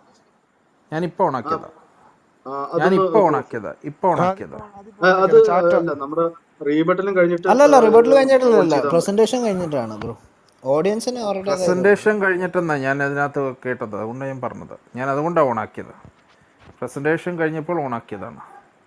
ഫഹദ് ബ്രോയിനോട് വരാൻ പറയുമോ? നമുക്ക് പുറത്തുള്ള വ്യക്തികളെ, നമ്മൾ ഇവിടെയുള്ള വ്യക്തികളെ അധിക്ഷേപിക്കുകയല്ല ഇവിടെ. അത് ഒന്നാമത്തെ റീസൺ എന്ന് വെച്ചാൽ തലോടി ബ്രദർ ഒരു തെറ്റിദ്ധാരണയാണ് മനസ്സിലാക്കുന്നത്. ഈ ചാറ്റ് ഒന്ന് ക്ലോസ് ചെയ്യുക. ചുമ്മാ ആവശ്യമില്ലാത്ത രീതിയിൽ ആൾക്കാർ എഴുതി വിടുന്നുണ്ടോ? അല്ലെങ്കിൽ ഞാൻ ഉറങ്ങുവാണ്. ഞങ്ങൾ ചാറ്റ് നോക്കുന്നില്ല ബ്രദറെ, ഞാൻ ചാറ്റ് നോക്കുന്നില്ല. ഓഡിയൻസിന് ഓൾറെഡി അന്ന് തന്നെ അവർ പറഞ്ഞിരുന്നു, ഓഡിയൻസിന്റെ പാർട്ടിസിപ്പേഷൻ ഉണ്ട്, അവരുടെ കമന്റ്സും കാര്യങ്ങളും പറയണ്ടേ. നവാസ് ബ്രദറെ, ഞാനൊരു കാര്യം ജസ്റ്റ് ഒന്ന് പറയാം. അതായത് തലോടി ബ്രദർ ഇവിടെ ഒരു തെറ്റിദ്ധാരണ വന്നിട്ടുണ്ട്. അതായത് വേറൊന്നുമല്ല, താങ്കൾ പറഞ്ഞു നമ്മുടെ പുറത്തുള്ള ആൾക്കാരെ അധിക്ഷേപിക്കാനാണ് അത് പറഞ്ഞത്. അതല്ല പറഞ്ഞത്. അവർക്ക് പറ്റാത്ത കാര്യം നഹാസ് ബ്രദറും ഫഹദ് ഭായിയും ചെയ്തു. അതിന് അപ്രീഷിയേറ്റ് ആണ് ശരിക്കും ചെയ്തത്. ഞങ്ങൾ അപ്രീഷിയേറ്റ് ചെയ്തേ ഉള്ളൂ, അല്ലാതെ ഞങ്ങൾ അവരെ ആക്ഷേപിച്ചിട്ടൊന്നും ഇല്ല. നഹാസ് ഭായി പേര് പറഞ്ഞതിൽ ആക്ഷേപം എങ്ങനെയാകുന്നത്? അല്ല, എന്നെ നിങ്ങളുടെ അപ്രീഷിയേറ്റ് ചെയ്യുക, കാര്യം എന്റെ കാര്യം മാത്രം പറഞ്ഞാൽ പോലെ. അതെ, നിങ്ങളെ മറ്റുള്ളവരുടെ അപ്രീഷിയേറ്റ് കാര്യം ചെയ്യുന്നു എന്ന് മുന്നോട്ട് മാത്രമേ പറഞ്ഞുള്ളൂ ബ്രദറെ, അത് അല്ലാതെ വിട അവരെ ബ്രദർ, അത് ആക്ഷേപിച്ചിട്ടോ അങ്ങനത്തെ ഒരു ഒന്നുമില്ല. ചെറിയ സെക്കൻഡ് ജയന്തൻ ബ്രദറെ, കാര്യങ്ങളിൽ ഈ എന്തിനാ നമ്മൾ പിടിച്ചിട്ടൊരു ഡിബേറ്റ് ഇല്ലാതാക്കുന്നത്? ഒരു പിടി ഞാൻ കണ്ടിന്യൂ ചെയ്യാൻ ആഗ്രഹിക്കുന്നുണ്ട്. നിങ്ങൾ ഈ എന്നാൽ ആദ്യം ഫഹദ് ഈ ബ്രദറിനെ ചാറ്റ് വിളിക്കും. ക്ലോസ് ചെയ്യും. നമ്മൾ എന്തിനാ ഇവിടെ ഇരുന്ന് ഇങ്ങനെ സംസാരിച്ച് പോയാൽ ഒറ്റ ഫഹദ് ബ്രദർ സെക്കൻഡ് വരത്തില്ലല്ലോ. എന്തായാലും അല്ല, ഫഹദ് ഭായിക്ക് ഹർട്ട് ചെയ്തിട്ടുണ്ടെങ്കിൽ ചിലപ്പോൾ ഇനി റിട്ടേൺ ആവില്ല. കണ്ടിന്യൂ ചെയ്യാൻ പോകണമെങ്കിൽ ഞാനും നിൽക്കാം. ആദ്യം ഈ ചാറ്റ് ക്ലോസ് ചെയ്യും. അദ്ദേഹത്തെ കുറിച്ചിട്ട് വല്ലാത്ത രീതിയിൽ എഴുതി വിടുന്നുണ്ട്. ആരാ? അപ്പൊ നമ്മൾ ചുമ്മാ അല്ല, ഒരു മിനിറ്റ്. ഓഫ് അങ്ങനെ ചെയ്തേര്, ആരെങ്കിലും എഴുതി ഓഫ് വിടുന്നുണ്ടോ? ചെയ്തേര്, ഞാൻ ഓഫ് ചെയ്യാം ചെയ്തേര്. ചെയ്യാം ചെയ്യാം. ആരെക്കുറിച്ചോ? ഫഹദിനെ കുറിച്ചോ? ഞാൻ കണ്ടില്ല. ഞാൻ സദ്യത്തെ ഓൺ ചെയ്തു, ഞാൻ പിന്നെ ശ്രദ്ധിച്ചില്ല. ഓക്കെ, ഓഫ് ചെയ്തു. നിങ്ങളുടെ റിക്വസ്റ്റ് അനുസരിച്ച് ഫഹദ് ബ്രോനെ വിളിച്ചു. ഇനി അതിൻ്റെ പേര് നടക്കാതിരിക്കണ്ട. ഫഹദ് ബ്രോനെ വിളിച്ചോണ്ട് വരും. ഫഹദ് ഭായി അല്ല ഫഹദിനെ അല്ല കുറിച്ചല്ല അല്ല, ഇവിടെ വിട് വിട് എഴുതിയത്. വിട്, എൻ്റെ വേറെ അമ്മയ്ക്കാണ് വേറെ അവിടെ. പിടിക്കല്ലേ. അത് ഞാൻ സംസാരിച്ചോളാം. ഫഹദ് ബ്രോനെ വിളിച്ചോണ്ട് വരും. കാരണം അതിൻ്റെ പേരിൽ ഇനി ഡിബേറ്റ് നടക്കാതിരിക്കണ്ട. അതിന് വേണ്ടിയിട്ടാണ്.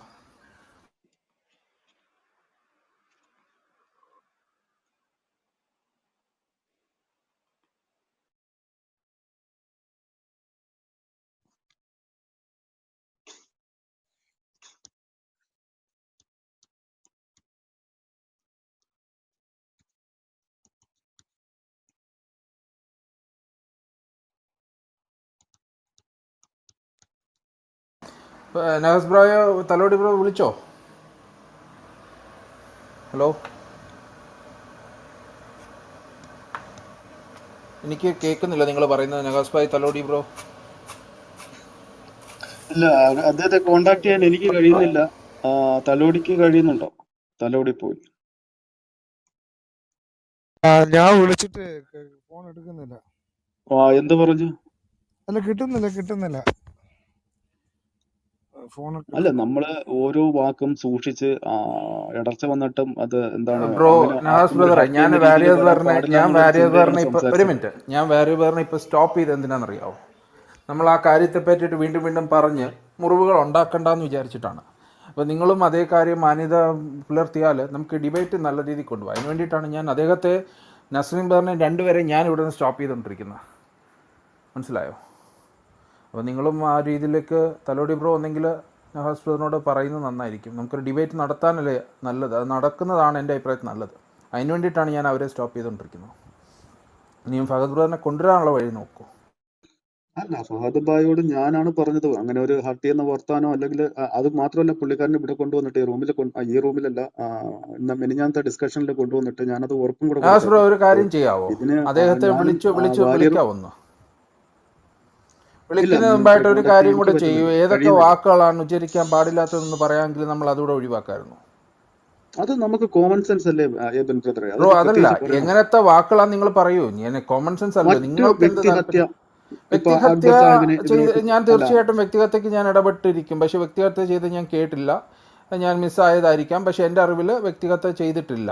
രണ്ടാമത്തെ കേസ് ഞാൻ അക്ബർ വ്യക്തിഹത്യ, സാഹിബും ഈസ സാഹിബൊക്കെ അത് ഒളിച്ചിരിക്കുകയാണ്. അവരിതിവിടെ നിങ്ങൾക്ക് ഇല്ലല്ലോ. അങ്ങനെ അവരിവിടെ ഒരു ഇല്ലാത്ത നരേഷൻ കാര്യമാണ്. കൊണ്ടുവരേണ്ട കാര്യമില്ല. നിങ്ങൾക്ക് അല്ല, അപ്രീഷിയേറ്റ് അതിനകത്ത് ഞാൻ നിങ്ങൾ ഒരു അപ്രീഷിയേറ്റ് വ്യക്തിഹത്യ അല്ല, ചെയ്തില്ലെന്നുണ്ടെങ്കിൽ ഒരു നമുക്ക് യാതൊരു അപ്രിസിയേഷനാണ്. പ്രശ്നമില്ല. ബ്രദറെ, അതൊരു അപ്രീസിയേഷനായിട്ട് മാത്രം കണ്ടാൽ മതിയെന്നേ. എന്ത് അതിനകത്ത് ഇപ്പോൾ അപ്രീസിയേഷൻ അത്? ബ്രദറെ, ഞാൻ പറഞ്ഞല്ലോ, അങ്ങനെ ഒരു വേറെ ഡിബേറ്റിൻ്റെ ഒരു റൂള് മനസ്സിലാക്കണം. ഒന്നാമത്തെ കാര്യം, വ്യക്തിഹത്യ എന്ന് പറഞ്ഞാൽ എതിർപക്ഷത്ത് നിൽക്കുന്ന വ്യക്തികളെ മാത്രമാണ് അവിടെ ഒരു ബന്ധമുള്ളൂ. പുറത്തുള്ള വ്യക്തികളെ പറയുന്നതായിട്ടാണ് നിങ്ങൾക്ക് യാതൊരു വിധമായ ബന്ധമില്ല. അത് ആദ്യം മനസ്സിലാക്കണം നവാസ് ബ്രോ. ഒറ്റ സെക്കൻഡ്. നിങ്ങൾ അപ്രീഷിയേറ്റ് മാത്രം അവിടെ ചെയ്തിട്ടുള്ളൂ. തലോടി ബ്രോ, എന്തെങ്കിലും ചെയ്യാൻ പറ്റുമോ? ഇല്ലെങ്കിൽ നമ്മൾ ഇത്രയും പേര് താഴെ വെയിറ്റ് ചെയ്യിപ്പിക്കുകയാണ്. അതിനകത്ത് അർത്ഥമില്ലാതായി പോകും. ഇപ്പോഴും അതേ ആൾക്കാർ അവിടെ തന്നെ നിൽക്കുകയാണ്. നമ്മളിങ്ങനെ കണ്ടിന്യൂ ചെയ്ത് പോകുന്നതിനകത്ത് അർത്ഥമില്ലല്ലോ. എങ്ങനെയെങ്കിലും അദ്ദേഹത്തെ കൊണ്ടുവരാൻ, അതിനാണ് ഞാൻ നസ്രീം ബ്രദറും ആര്യ ബ്രദറും സംസാരിക്കാൻ തുടങ്ങിയിട്ട് ഞാൻ അവരെ സ്റ്റോപ്പ് ചെയ്ത് നിൽക്കുന്നതിൻ്റെ റീസൺ അവർ പറയണ്ടെന്ന് വിചാരിച്ചു. പിന്നെ എതിർഭാഗത്തുള്ള നഹാസ് ബ്രോ പറയുന്നു, അത് നമ്മൾ കേൾക്കുന്നു. കാരണം അവരാണല്ലോ ഇപ്പം ഇത് മാറി നിൽക്കുന്ന ഡിബേറ്റിൽ നിന്ന്. അപ്പോൾ അവരെ കൊണ്ടുവരിക എന്നുള്ളത് എൻ്റെ ആവശ്യമാണ്. അതുകൊണ്ടാണ് ഞാൻ രണ്ടുപേരെ വിളിച്ചു. പിന്നെ ഫാദുഖാനെ കിട്ടുന്നില്ല. ഫാദുഖ വരില്ല. ഫാദുഖ ആദ്യം പറഞ്ഞിട്ടുണ്ട്. ഞാനിപ്പോൾ ഫാദുഖ പറഞ്ഞ സംബന്ധിച്ചാൽ ഈ തരത്തിലുള്ള സംസാരത്തിന് ഞാൻ താല്പര്യപ്പെടുന്നില്ല എന്ന് പറഞ്ഞത്. അപ്പോൾ അതിനിപ്പോൾ പുള്ളിക്കാരെ തിരിച്ചു കൊണ്ടുവരാന്ന് പറഞ്ഞാൽ സാധ്യമല്ല. അപ്പോൾ നവാസ് ഭായി പോയില്ല. ഇനിയിപ്പോൾ എന്ത് ചർച്ച ഇവിടെ മുടങ്ങിയില്ലേ? നവാസ് ബ്രോയ്ക്ക് ഏതോ കോൾ വന്നിട്ട് പുള്ളി പോയത്. പുള്ളിക്കാരൻ ഇപ്പോൾ വരും.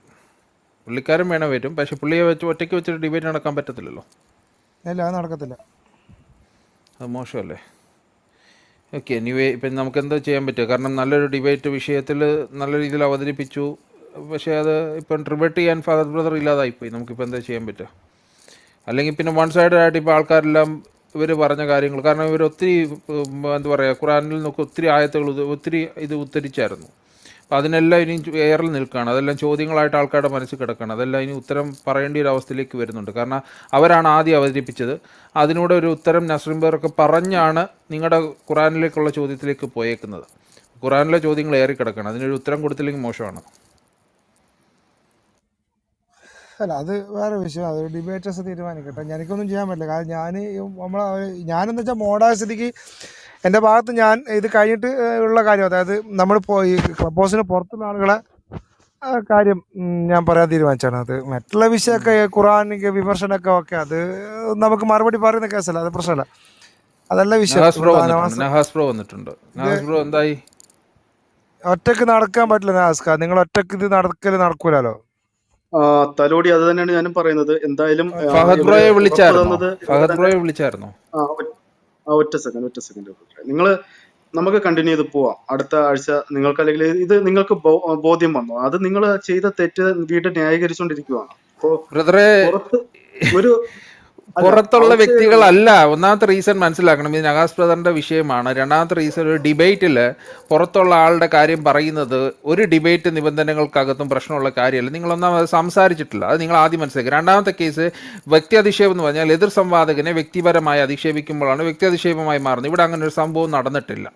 ഇവിടെ ആശയം മാത്രമാണ് പറഞ്ഞിട്ടുള്ളത്. അതിനെ നിങ്ങൾ എങ്ങനെയാണ് ഇതിനെ ഇങ്ങനെ ചിത്രീകരിക്കാൻ പറ്റുന്നതെന്ന് പോലും എനിക്ക് നിങ്ങളുടെ ഭാഗത്ത് ഭയങ്കര ബുദ്ധിമുട്ട് തോന്നുന്നു. കാരണം ഒരു എന്താ പറയുക, ഒരു സംവാദത്തിൽ ഇപ്പം നിങ്ങളുടെ ഒത്തിരി ചോദ്യങ്ങൾ ഏറെ നിൽക്കുകയാണ്. അത് നിങ്ങൾ ഉത്തരം കൊടുത്തില്ലെങ്കിൽ ആൾക്കാരെല്ലാം വീണ്ടും തെറ്റിദ്ധരിക്കടയാവും. നിങ്ങൾ എങ്ങനെയെങ്കിലും ഫഹദ് ബ്രദറിനെ വിളിച്ചുകൊണ്ട് വരൂ. കാരണം വൺ സൈഡ് ആകുന്നത് എനിക്ക് ഇഷ്ടമല്ല ഒരു കാരണവശാലും. ഇപ്പം നമ്മുടെ ഭാഗത്തുനിന്ന് വേറൊക്കെ കുറേ ചോദ്യങ്ങൾ ഉന്നയിച്ചിട്ടുണ്ട്, അത് ഏറി കിടക്കുകയാണ്. നിങ്ങൾ അതിന് ഉത്തരം കൊടുത്തില്ലെങ്കിൽ മോശമാണ്. എങ്ങനെയെങ്കിലും നിങ്ങൾ അതിനൊരു ഉത്തരം കൊടുക്കാൻ വേണ്ടി ഇപ്പം ശ്രമിക്കും. അദ്ദേഹത്തെ വിളിച്ചുകൊണ്ട് വരൂ. പറഞ്ഞോളൂ. എബൻ ബ്രദറെ, ഇതിന് ഉത്തരവില്ലാതെ ഒളിച്ചോടുന്നെന്ന് പറയുന്നവര് അപ്പുറത്ത് ഞാനൊരു റൂം ഇടുന്നുണ്ട്. ഞാനും ഫഹദ് ഭായിയും തലോടിയും എല്ലാം ഉണ്ടാവും. അങ്ങനെ ഒളിച്ചോടി എന്നുള്ള അഭിപ്രായമുള്ളവർക്കെല്ലാം അവിടെ വന്നാൽ കൃത്യമായിട്ടുള്ള ഉത്തരം അവിടെ തരാം. നിങ്ങൾ അധിക്ഷേപിക്കാതെ നിങ്ങൾക്കുള്ള ചോദ്യത്തിനുള്ള ഉത്തരവും തരാം, ഒരു പ്രശ്നവുമില്ല. ഇവിടെ നമ്മൾ മെനിഞ്ഞാന്ന് വെച്ച കണ്ടീഷൻസ് ഇവര് തന്നെ ബ്രേക്ക് ചെയ്തിട്ടുണ്ട്. അത് കൃത്യമാണ്. ഇവിടെ എന്നെ അപ്രിഷിയേറ്റ് ചെയ്യാൻ, അല്ലെങ്കിൽ ഇവിടെ നിങ്ങളുടെ ഒന്നും ഒരു അഭിനന്ദനം ആഗ്രഹിക്കുന്നില്ല ബ്രദറെ. മറ്റുള്ളവരെ കൊച്ചാക്കിയിട്ട് നടത്തുന്ന അഭിനന്ദനം തന്നെ അതൊരു ഒരു വ്യാജത്വമാണ്, ഒരു ഭോഷത്വമാണ്. അതെങ്കിലും ചിന്തിച്ച് മനസ്സിലാക്കുക. നമ്മൾ ഇവിടെ ഇത്ര നേരം ഞാനും ആ ഭാഗത്തുമായും അരമണിക്കൂർ ഏതെങ്കിലും ഒരു രീതിയിൽ ഒരു ചെറിയ വാക്കുകൊണ്ടെങ്കിലും ഇവിടെ നിങ്ങളുടെ വിശ്വാസത്തെയോ നിങ്ങളുടെ ദൈവത്തെയോ അവഹേളിച്ചിട്ട് സംസാരിച്ചിട്ടുണ്ടോ? വിശ്വാസം അത് പറയട്ടെ, ഞാൻ പറയാൻ അവസരം കൊടുത്താണ്. ഇനിയിപ്പോൾ അദ്ദേഹം പറഞ്ഞെങ്കിലും ഫഹദ് ഭായി വരുന്നെങ്കിൽ വരട്ടെ, നമുക്ക് ഡിബേറ്റ് നടക്കണമല്ലോ. അദ്ദേഹത്തിൻ്റെ ആ ബുദ്ധിമുട്ടുകൾ അദ്ദേഹം പറഞ്ഞു തീർക്കട്ടെ.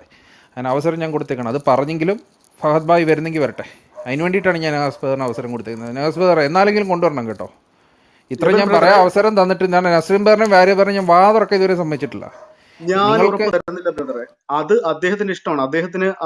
അദ്ദേഹത്തിന് കൊടുത്ത വാക്ക് നിങ്ങൾ ബ്രേക്ക് ചെയ്തുകൊണ്ടാണ് അദ്ദേഹം അത് പറഞ്ഞിട്ട് പോയത്. അദ്ദേഹത്തിന് അവിടെ നിന്ന് ഒന്നും പറയാതെ ഇറങ്ങിപ്പോയായിരുന്നു, കുഴപ്പമില്ലായിരുന്നു. പക്ഷെ അദ്ദേഹം ഇവിടെ കൃത്യമായിട്ടും പിന്നെ നഹാസ് ബ്രദറിനെയും സ്റ്റോപ്പ് ചെയ്യേണ്ടി വരും. കാരണം വേറൊന്നുമല്ല, അങ്ങനെ വൺ സൈഡ് ഇവരെ വാതുറക്കാൻ സമ്മതിക്കാതെ ഞാൻ നിങ്ങൾക്ക് മാത്രം ഇങ്ങനെ അവസരം തന്നുകൊണ്ടിരിക്കുന്നത്. എന്നാലെങ്കിലും നിങ്ങളെ കൊണ്ടുവരട്ടെ എന്ന് വിചാരിച്ചിട്ടാണ്. കൊണ്ടുവരത്തില്ലെന്നുണ്ടെങ്കിൽ പിന്നെ അത് പറയാം. ഒരു സെക്കൻഡ് ഈ ഒരു വാക്കിലേക്ക് പോയിട്ട് അടികൂടാൻ താല്പര്യമൊന്നുമില്ല. അതുകൊണ്ടാണ് അതുകൊണ്ട് നിർത്താം. ഇതിപ്പോ രണ്ടു കൂട്ടർ സംസാരിപ്പിച്ചാൽ ഞാനൊരു കാര്യം പറയാം. ഇപ്പൊ ഇത് മുന്നോട്ട് പോകല. നിർത്താം. അദ്ദേഹം വേറെ കൊണ്ടുവരത്തില്ലെന്ന് ഉറപ്പാണെങ്കിൽ പിന്നെ നിർത്താം. അല്ല, അദ്ദേഹം വരത്തില്ല എന്ന് എനിക്ക് വിവരം കിട്ടിയിട്ടുണ്ട്. ഇതിവിടെ നിർത്താം. എന്നിട്ട് വേണമെങ്കിൽ നമുക്ക് ഇതിന് സംസാരിച്ച്